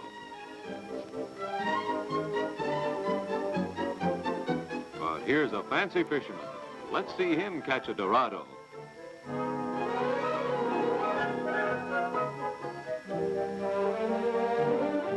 A strike. The Dorado is dynamite with scales on.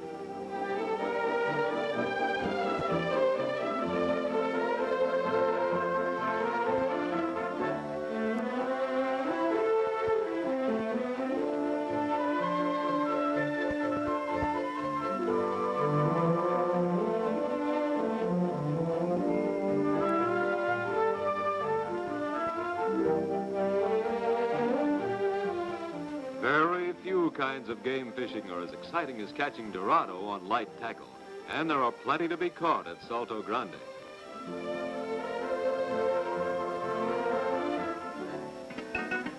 And here come the cattle and gauchos that Jimmy wanted to see. Fine cattle, too, and gauchos as rough and hard as they are picturesque. Descendants of the colonial settlers, these suntanned provincial caballeros of the Uruguayan plains have a lot in common with our old-time cowboys.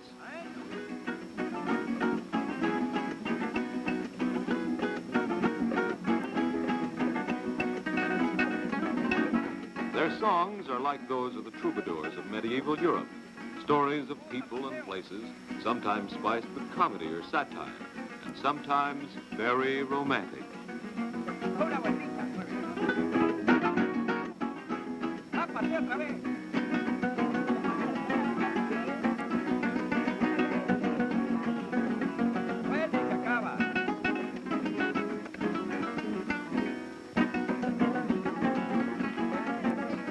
One of the songs they sang for us ran something like this. All men are devils, so women say. When they wait for the devils, carry them away.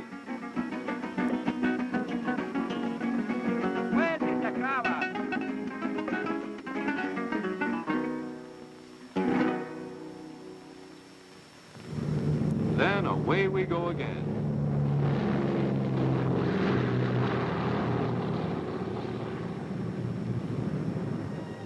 It seemed all too soon when our El Panamericano was carrying us northward over the golden visas. We regretted to leave, of course, but we'd already learned that mañana really means adventure when you travel by clipper.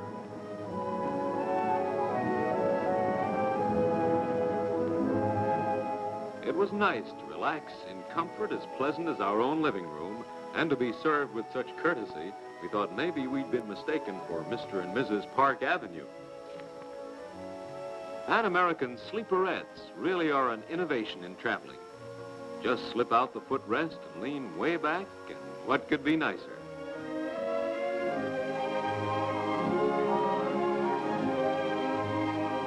This is traveling in real luxury.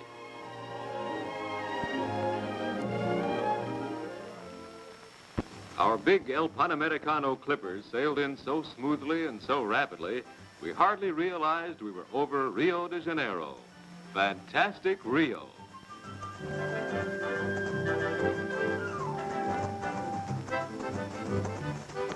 Here we were at last.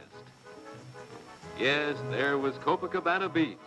We'd soon be down there on her golden sand. Rio, gay, frivolous, exotic, and beautiful beyond words.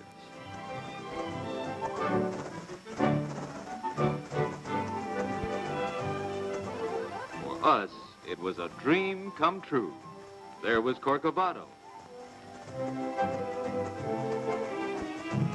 In a few minutes, we were swinging out over the harbor and getting ready to come in for a landing.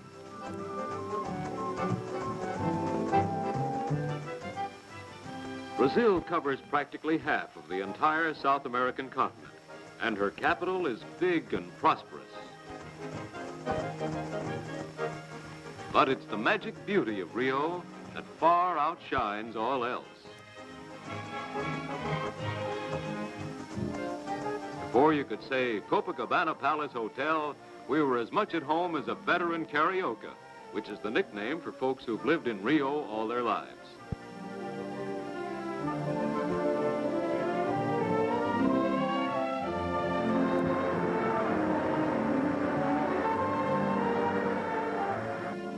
The Cope has everything, for catering to fastidious tastes has become an art here. And say, Mom never dolled up even a Christmas dinner to look like this. But we had it every day, and it tasted just as good as it looked.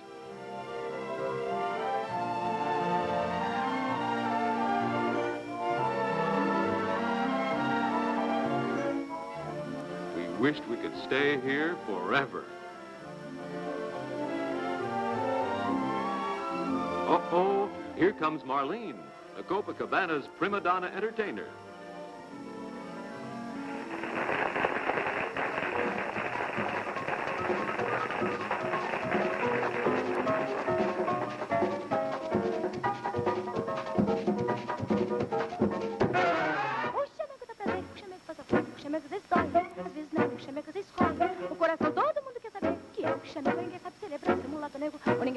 celebrar, mulato nego. E quem não sabe que eu chamego, pede pra vovó, que já tem 70 anos e não é caixa dó. E reclama noite e dia por viver tão só. E reclama noite e dia por viver tão só. Ah, que xodó, que chamego, que chorinho bom. E toca mais um bocadinho se sair do tom. Olha, compadre, chegadinho, que chamego bom. Ah, que chamego bom, ah, que chamego bom, ah, que chamego bom, ah, que chamego bom. Oxe, chamego tá pra dentro, que chamego passa pra que chamego às vezes sai. Às vezes não, que chamego às vezes cai. O coração todo mundo quer saber o que é que chamego. Ninguém sabe celebrar, seu mulato nego. Ninguém sabe celebrar, seu mulato nego. E quem não sabe que chamego, pede pra vovó, que já tem 70 anos e não é caixa dó. E reclama noite e dia por viver tão só. E reclama noite e dia por viver tão só. Ah, que xodó, que chamego, que chorinho bom. E toca mais um bocadinho se sair do tom. Olha, compadre, chegadinho, que chamego bom. Ah, que chamego bom, ah, que chamego bom, ah, que chamego bom, ah, que chamego bom, ah, que chamego bom, ah, que chamego bom, ah, que chamego bom, ah, que chamego bom, ah, que chamego bom, ah, que chamego bom.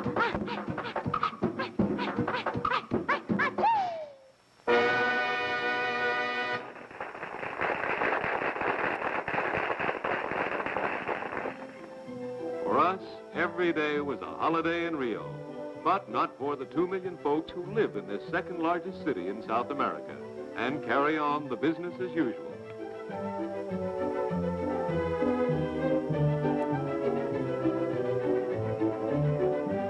We were fascinated even by the sidewalks, each a mosaic in colorful patterns of graceful scrolls or figures set in polished rock with the skill of a costume jeweler. And just try to find two that are alike. Yes, from its sidewalks and the people who tread upon them to the exotic grandeur of its environs, this is an exciting city of contrasts.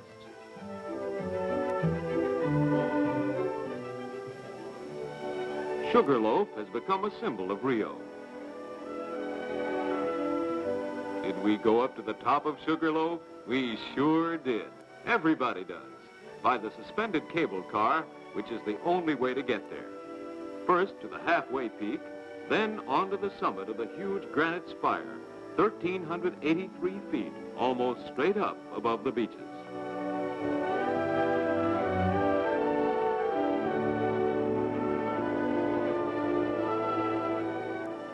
We relaxed a while at the little cafe on top, and then stood spellbound before the panorama that stretched in all directions at our feet.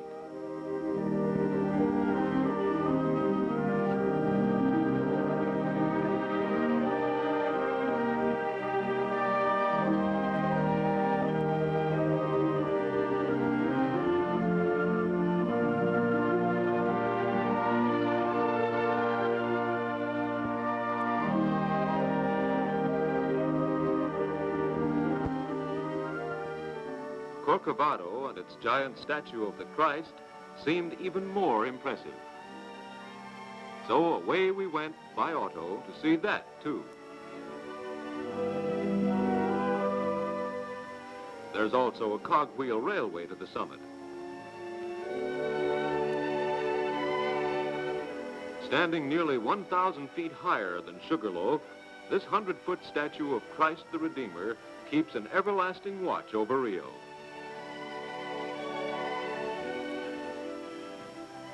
Then we left Rio for a 40-mile ride to visit what connoisseurs claim is one of the world's most elegant hotels, the $15 million Quitandinha.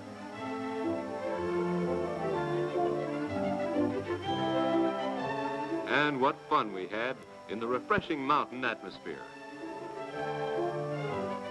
We watched the kids play a mighty fast hockey game on roller skates. And enjoyed several rides on the fine saddle horses of the hotel's stables.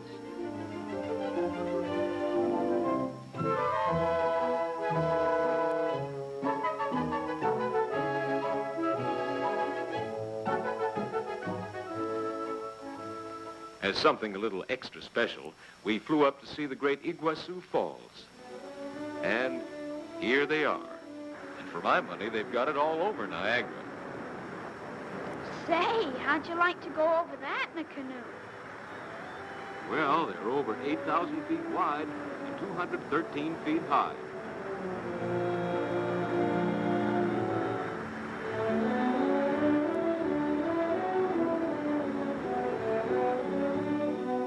Then we hurried back to Rio for the biggest and most fantastic spectacle of all. You guessed it, the Rio Carnival, the mother of all carnivals.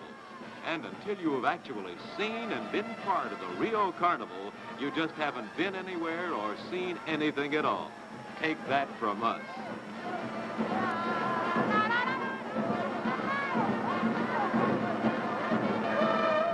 After dark, we found that things really got hot, and this goes on for 4 days. But that Brazilian samba music sure gets in your blood. And the first thing we knew, we were right out there having as much fun as anyone.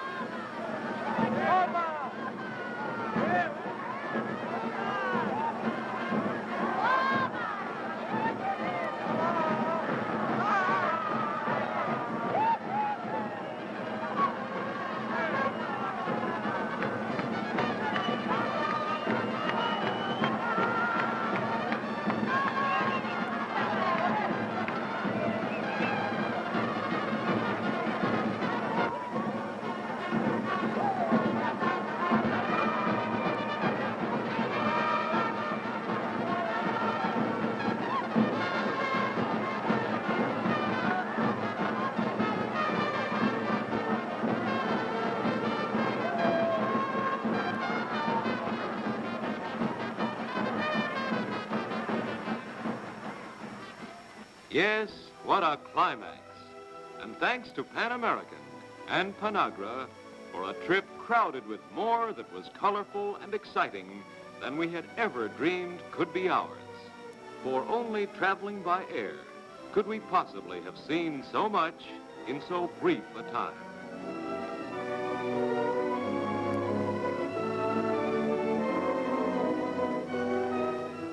Adios, South America. We live with the hope of returning.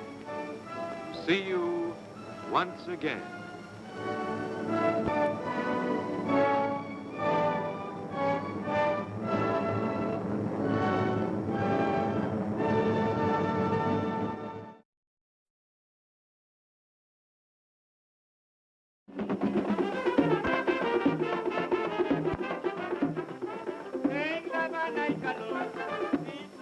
I wonder, is it really like this? Sure. Why, who are you? I'm Clip, the spirit of travel. I've flown everywhere, seen everything, and know all about travel. I see you're interested in the West Indies. I have 2 weeks vacation. Maybe you can tell me where I should go.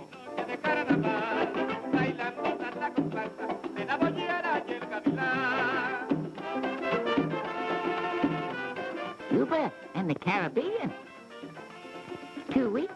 Well, a swell trip would be to fly from New York to San Juan, a little side trip to the Dominican Republic and Haiti. Another to the Virgin Islands. They're only 30 minutes away. Then down to Trinidad, across the Caribbean to Jamaica, up to Havana, over to Miami, and back home. How's that? Wonderful. Come on, let's go. Now? That's impossible. I haven't a thing to wear. Nothing to wear? Uh-oh, how many times have I heard that? Just look over there. Clip, clip, clippity-clip. 10 pounds, 20, 30, 40, 50, 60, 66 pounds, and 2 ounces. See what you can take within 66 pounds? All the clothes you need, and then some. No passport required. Just call your travel agent. He'll arrange all details. Your attention, please. Pan American Clipper Flight 201 is now leaving for San Juan, Port of Spain, Rio, and Buenos Aires. Passengers may now go aboard. Su atención. El vuelo Pan American 201 partirá inmediatamente para San Juan, Puerto España, Río y Buenos Aires. Los pasajeros pueden pasar a bordo.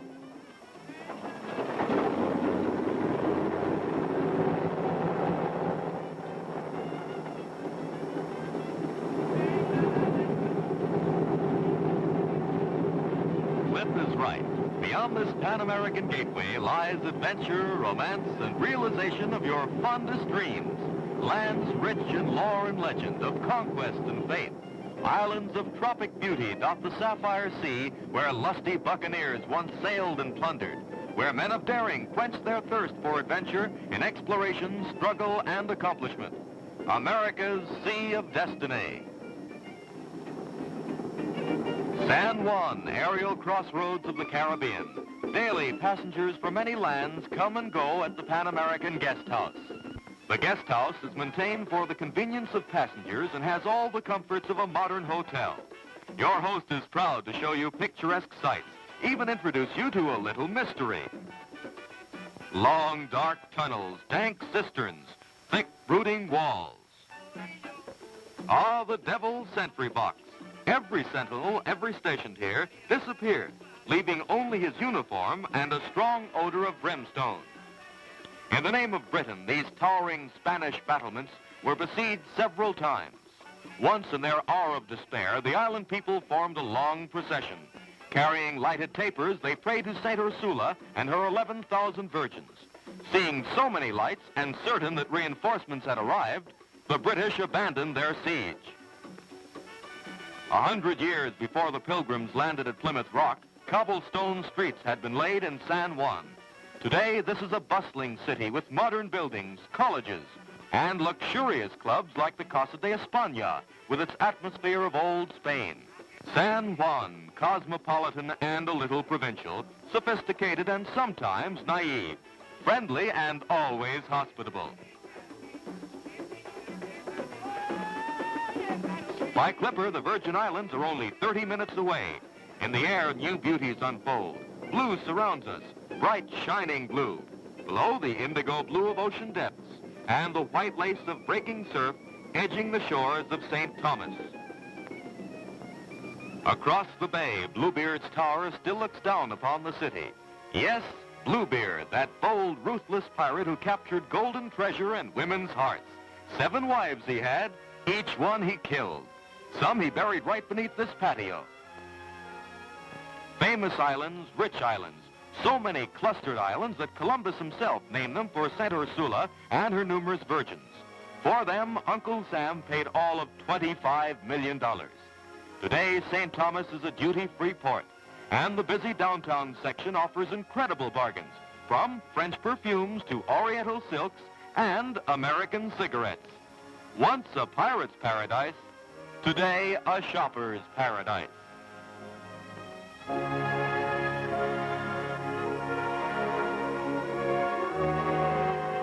Like a precious necklace, the myriad isles of the Antilles dot the pulsing sea, each stamped with its own lure and vivid history. When Columbus landed, the savage Caribs lived here. For them, the sea was named.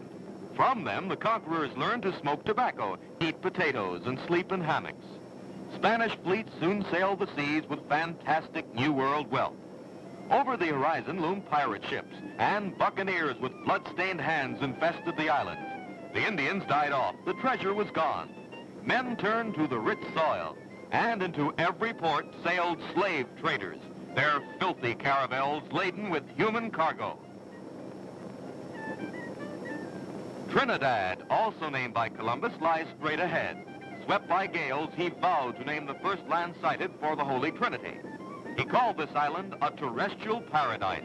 Lakes of pitch, streams of tar, oysters growing on trees, fish that sing, strange stories in far-off lands, lands of new adventure, new-found friends. Well, I'm glad to hear you enjoyed your flight, Miss Dale. I know you're going to have a nice visit here in Trinidad. I'm sure of it. Oh, Mr. Reed.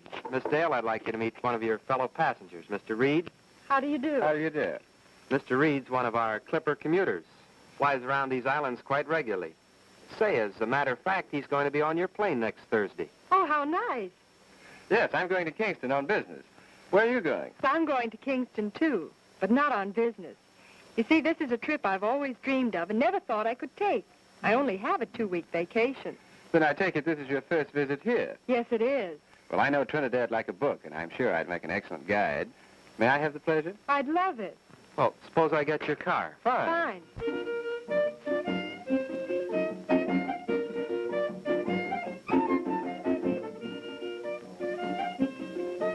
Music is on the soft tropic air. Calypso, that rhythmic singing ballad, uniquely Trinidad's own. Spontaneous and unwritten, its witty lyrics carry important messages or give Barb comment on people and events. An American Calypso, where you going? An American Calypso, the world's your home. Today in Alaska, where rivers run gold, with Eskimo glaciers and totem poles. Then Honolulu and Midway and Guam, you blended in China before so long. An American Calypso, where you going? An American Calypso, the world's your home. Some days it's in Rio, you'd rather be, or drop from the skies on Karachi. Next trip you choose Vegas, Australia or France, or drop off to see an African dance.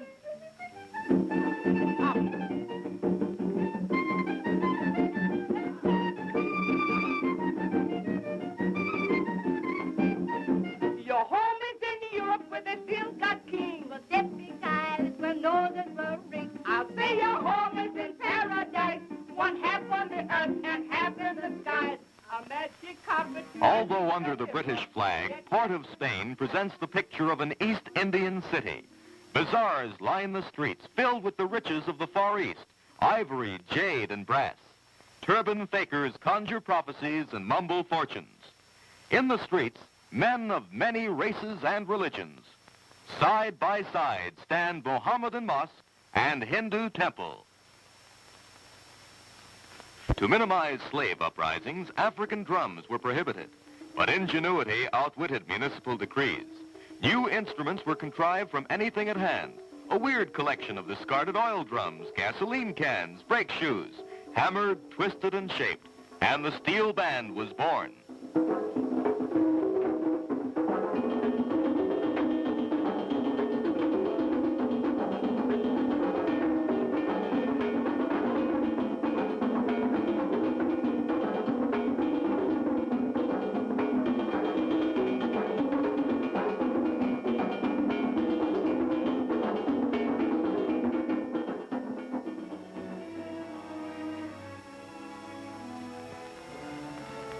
The North Shore is mountainous, dense with luxuriant jungle growth, sweet with the fragrance of spice trees. Long, winding roads twist and turn under branches dripping with scarlet blossoms past streams nearly lost in magnificent arches of bamboo.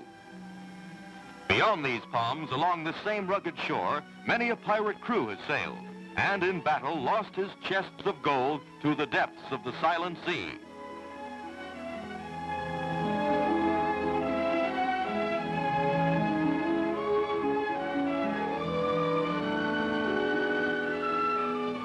On the vast, rich central plain, sugarcane grows high and gives the island one of its chief industries.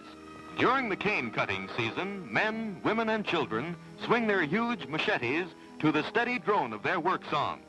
Then at night, the downbeat echoes, beckoning all from hills and plantations to join in Africa's ancient dance.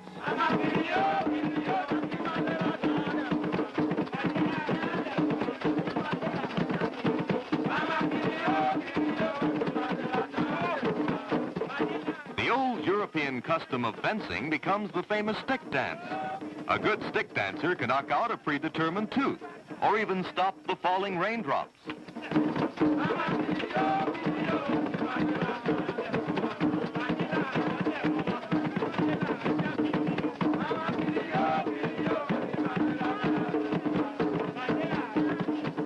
To the delight of wide-eyed youngsters, the spectacle proceeds from one captivating dance to another.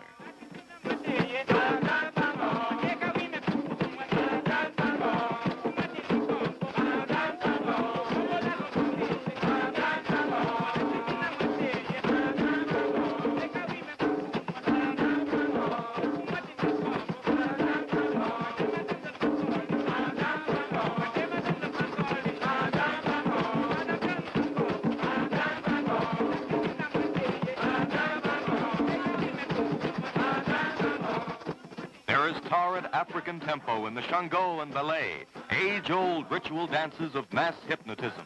These dervish whirls of Far Eastern religious ceremony are executed to an African syncopation by musicians uniquely squatting on the ground in Hindu fashion.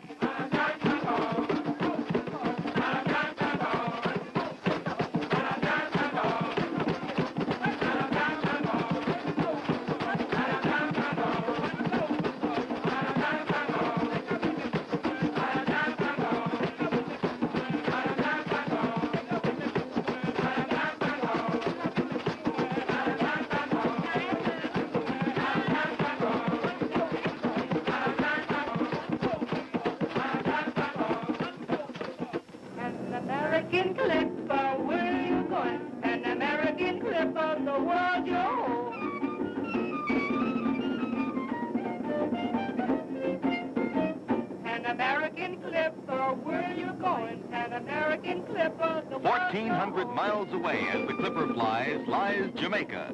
Jamaica, where that most notorious of pirates, Henry Morgan, became governor of the island and was knighted. Kingston, the capital, typically British colonial, has all the flavor of the old world. White-helmeted police direct traffic with stoic calm.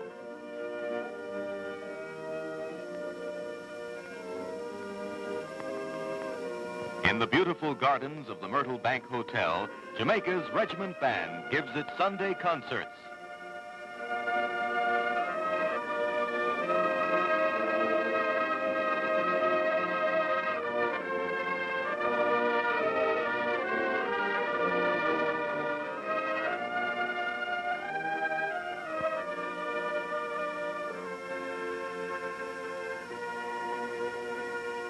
In Hope Gardens, the display of blooms, plants, and ornamental foliage is extraordinary. Gigantic trees with drooping branches and enormous trunks cover huge areas. Trim lawns are dotted with bubbling fountains. Exotic flowers, flamboyant in color, stand out in exquisite contrast against the bright blue skies. In common with all the island peoples, Jamaicans express their feelings in rhythmic song. Warm, gay, and carefree.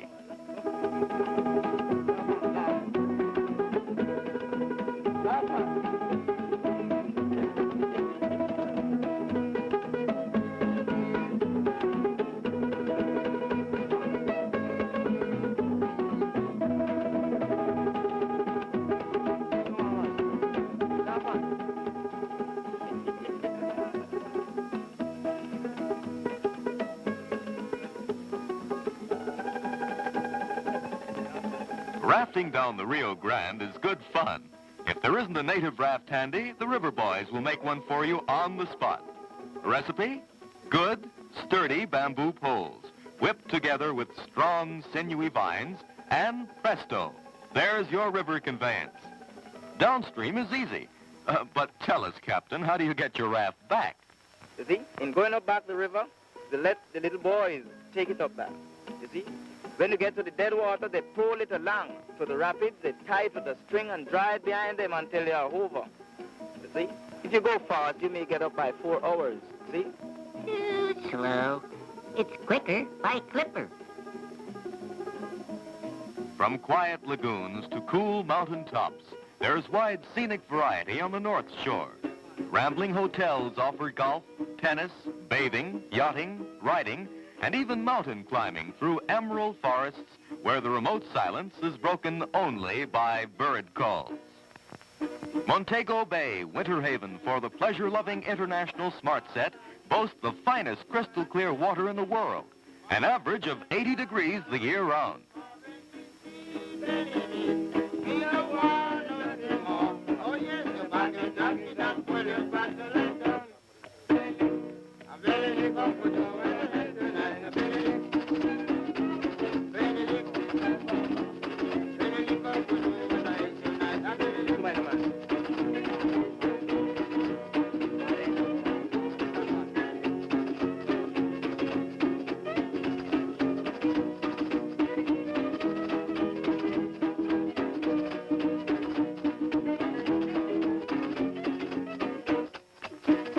Terraces are alive with gay entertainment. For a shilling or two, Jamaican jitterbugs give their all. Perhaps not as hot as Harlem, but just give them a few years and these youngsters may yet make the big time.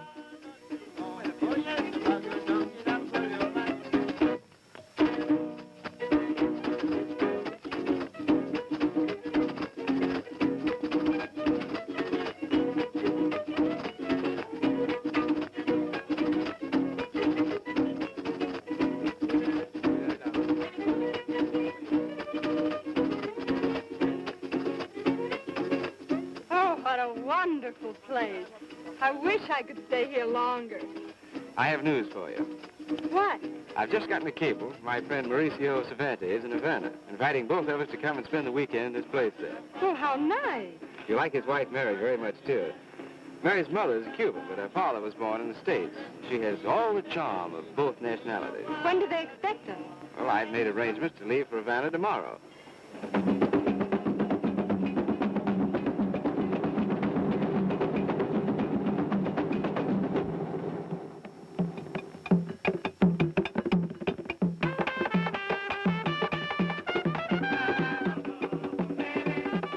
Now Cuba, pearl of the Antilles, the world's sugar bowl and cigar box.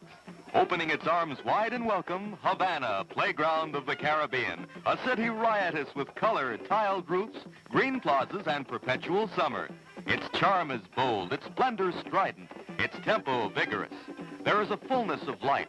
Pavements crowded with smartly dressed people, country cousins in high-peaked straw hats, youngsters with trays of orchids, turban mammies dolefully hawking newspapers, lottery sellers calling lucky numbers, their cries mingling with the raucous shouts of fruit vendors, auto blasts, clanging trolley bells, a medley of sound playing a lively counterpoint to the wistful melodies of the always present street singer.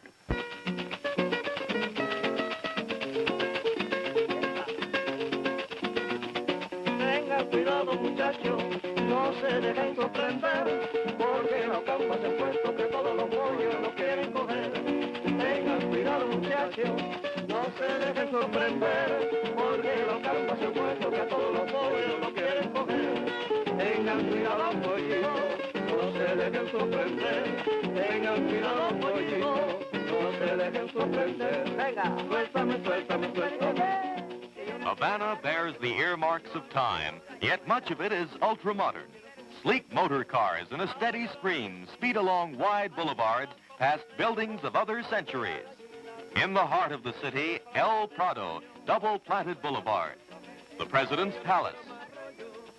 The Marble Hall Capitol, famed for the 24-carat Kimberley diamond embedded in its floor beneath the dome.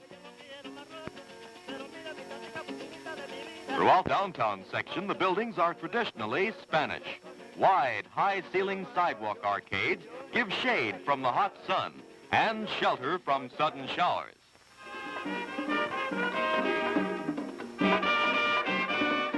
The coffee-colored buildings of the old city crowd closely upon its maze of narrow streets. Iron grills, musty shops, ingenious gadgets for peeling fruit. Flower vendors, alley cafes, and shadowy bazaars are all bits of local color to talk about back home. Beautifully colored tile on pillars, window casings, doorways, floors, walls give a Moorish accent to many an old building. A love of artistry fast being destroyed by mass production.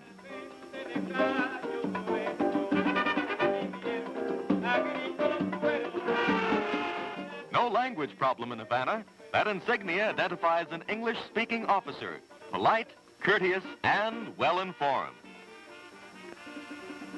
Towering against the blue skies, partly hewn from the rock itself, El Morro crowns its jutting promontory, rigid, forceful as a mailed fist. To the tread of visitors' footsteps, a unique street singer gives voice to the famed La Paloma.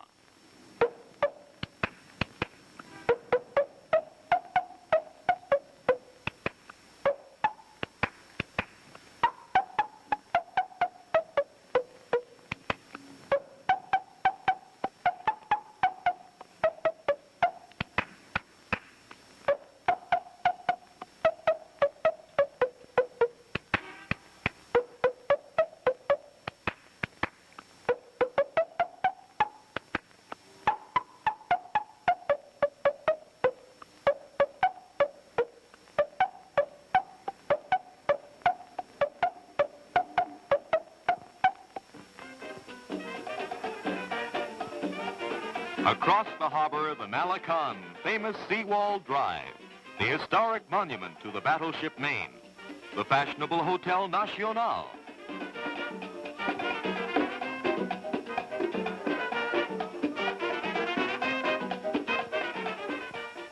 Along spacious parkways and palm-lined boulevards in Havana's residential section, palaces of American millionaires vie with those of wealthy Cubans. Set in luxurious gardens or built around quiet patios are homes of modern architecture.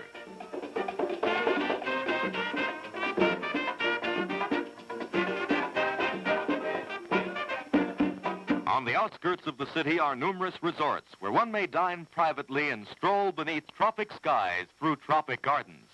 The spirit of Havana greets you in the smoldering song of a dark-eyed senorita.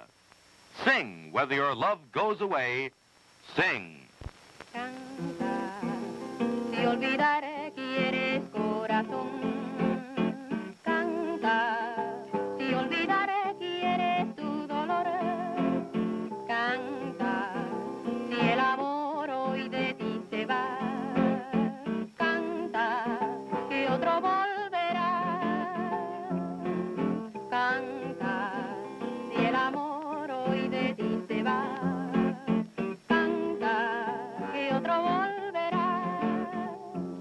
Concha and other white sand beaches dot the shore. Thousands relax to the tune of laughter, music, and clinking glasses. Famous Varadero, one of Cuba's finest resorts, looks out over glistening sands to the wide open sea. It is the restful custom of most visitors to bask long hours in the warmth of Cuba's sun, and then indulge in prolonged late morning bathing. From tea time to the wee small hours, life stirs anew. Clubs, terraces, sidewalk cafes, patios open to the sky beckon to leisurely companionship and the enjoyment of Havana's special attractions. During the season, special round-trip evening clipper flights from Miami accommodate those who yearn for the bright lights in this Paris of the Caribbean. Ah, gay Havana. There are things to sip, mixed with brilliance and imagination. There are things to hear, wild, terrifying rhythms. Things to do, called rumba and conga. And things to see, danced with fury and beauty and a violent urge to movement.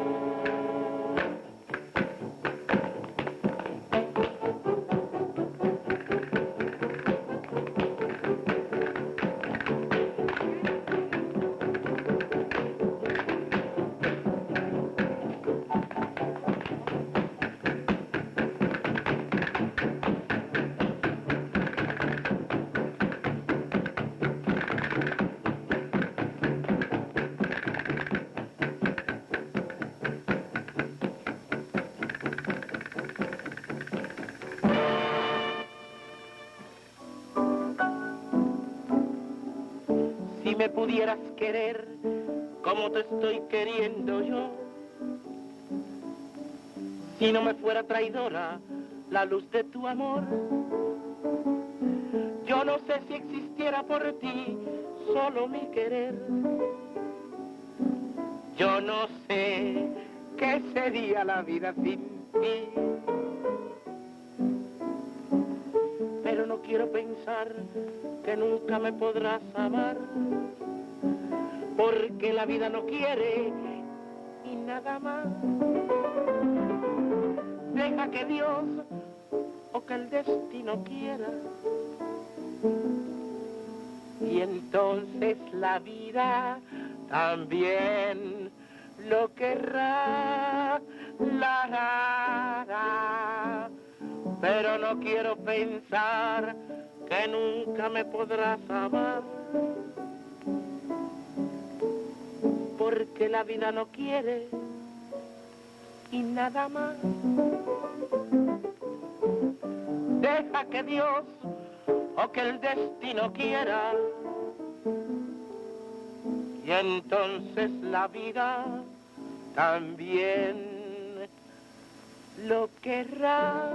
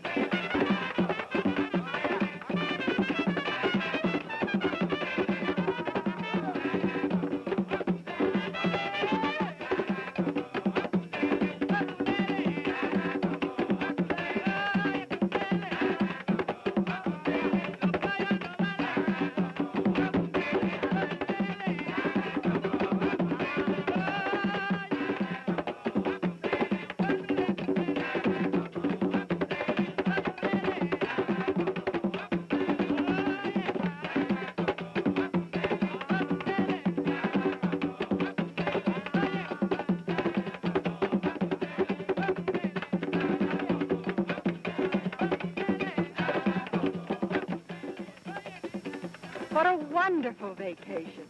To think I've done all this in just 2 weeks. Sure. It's quicker by Clipper.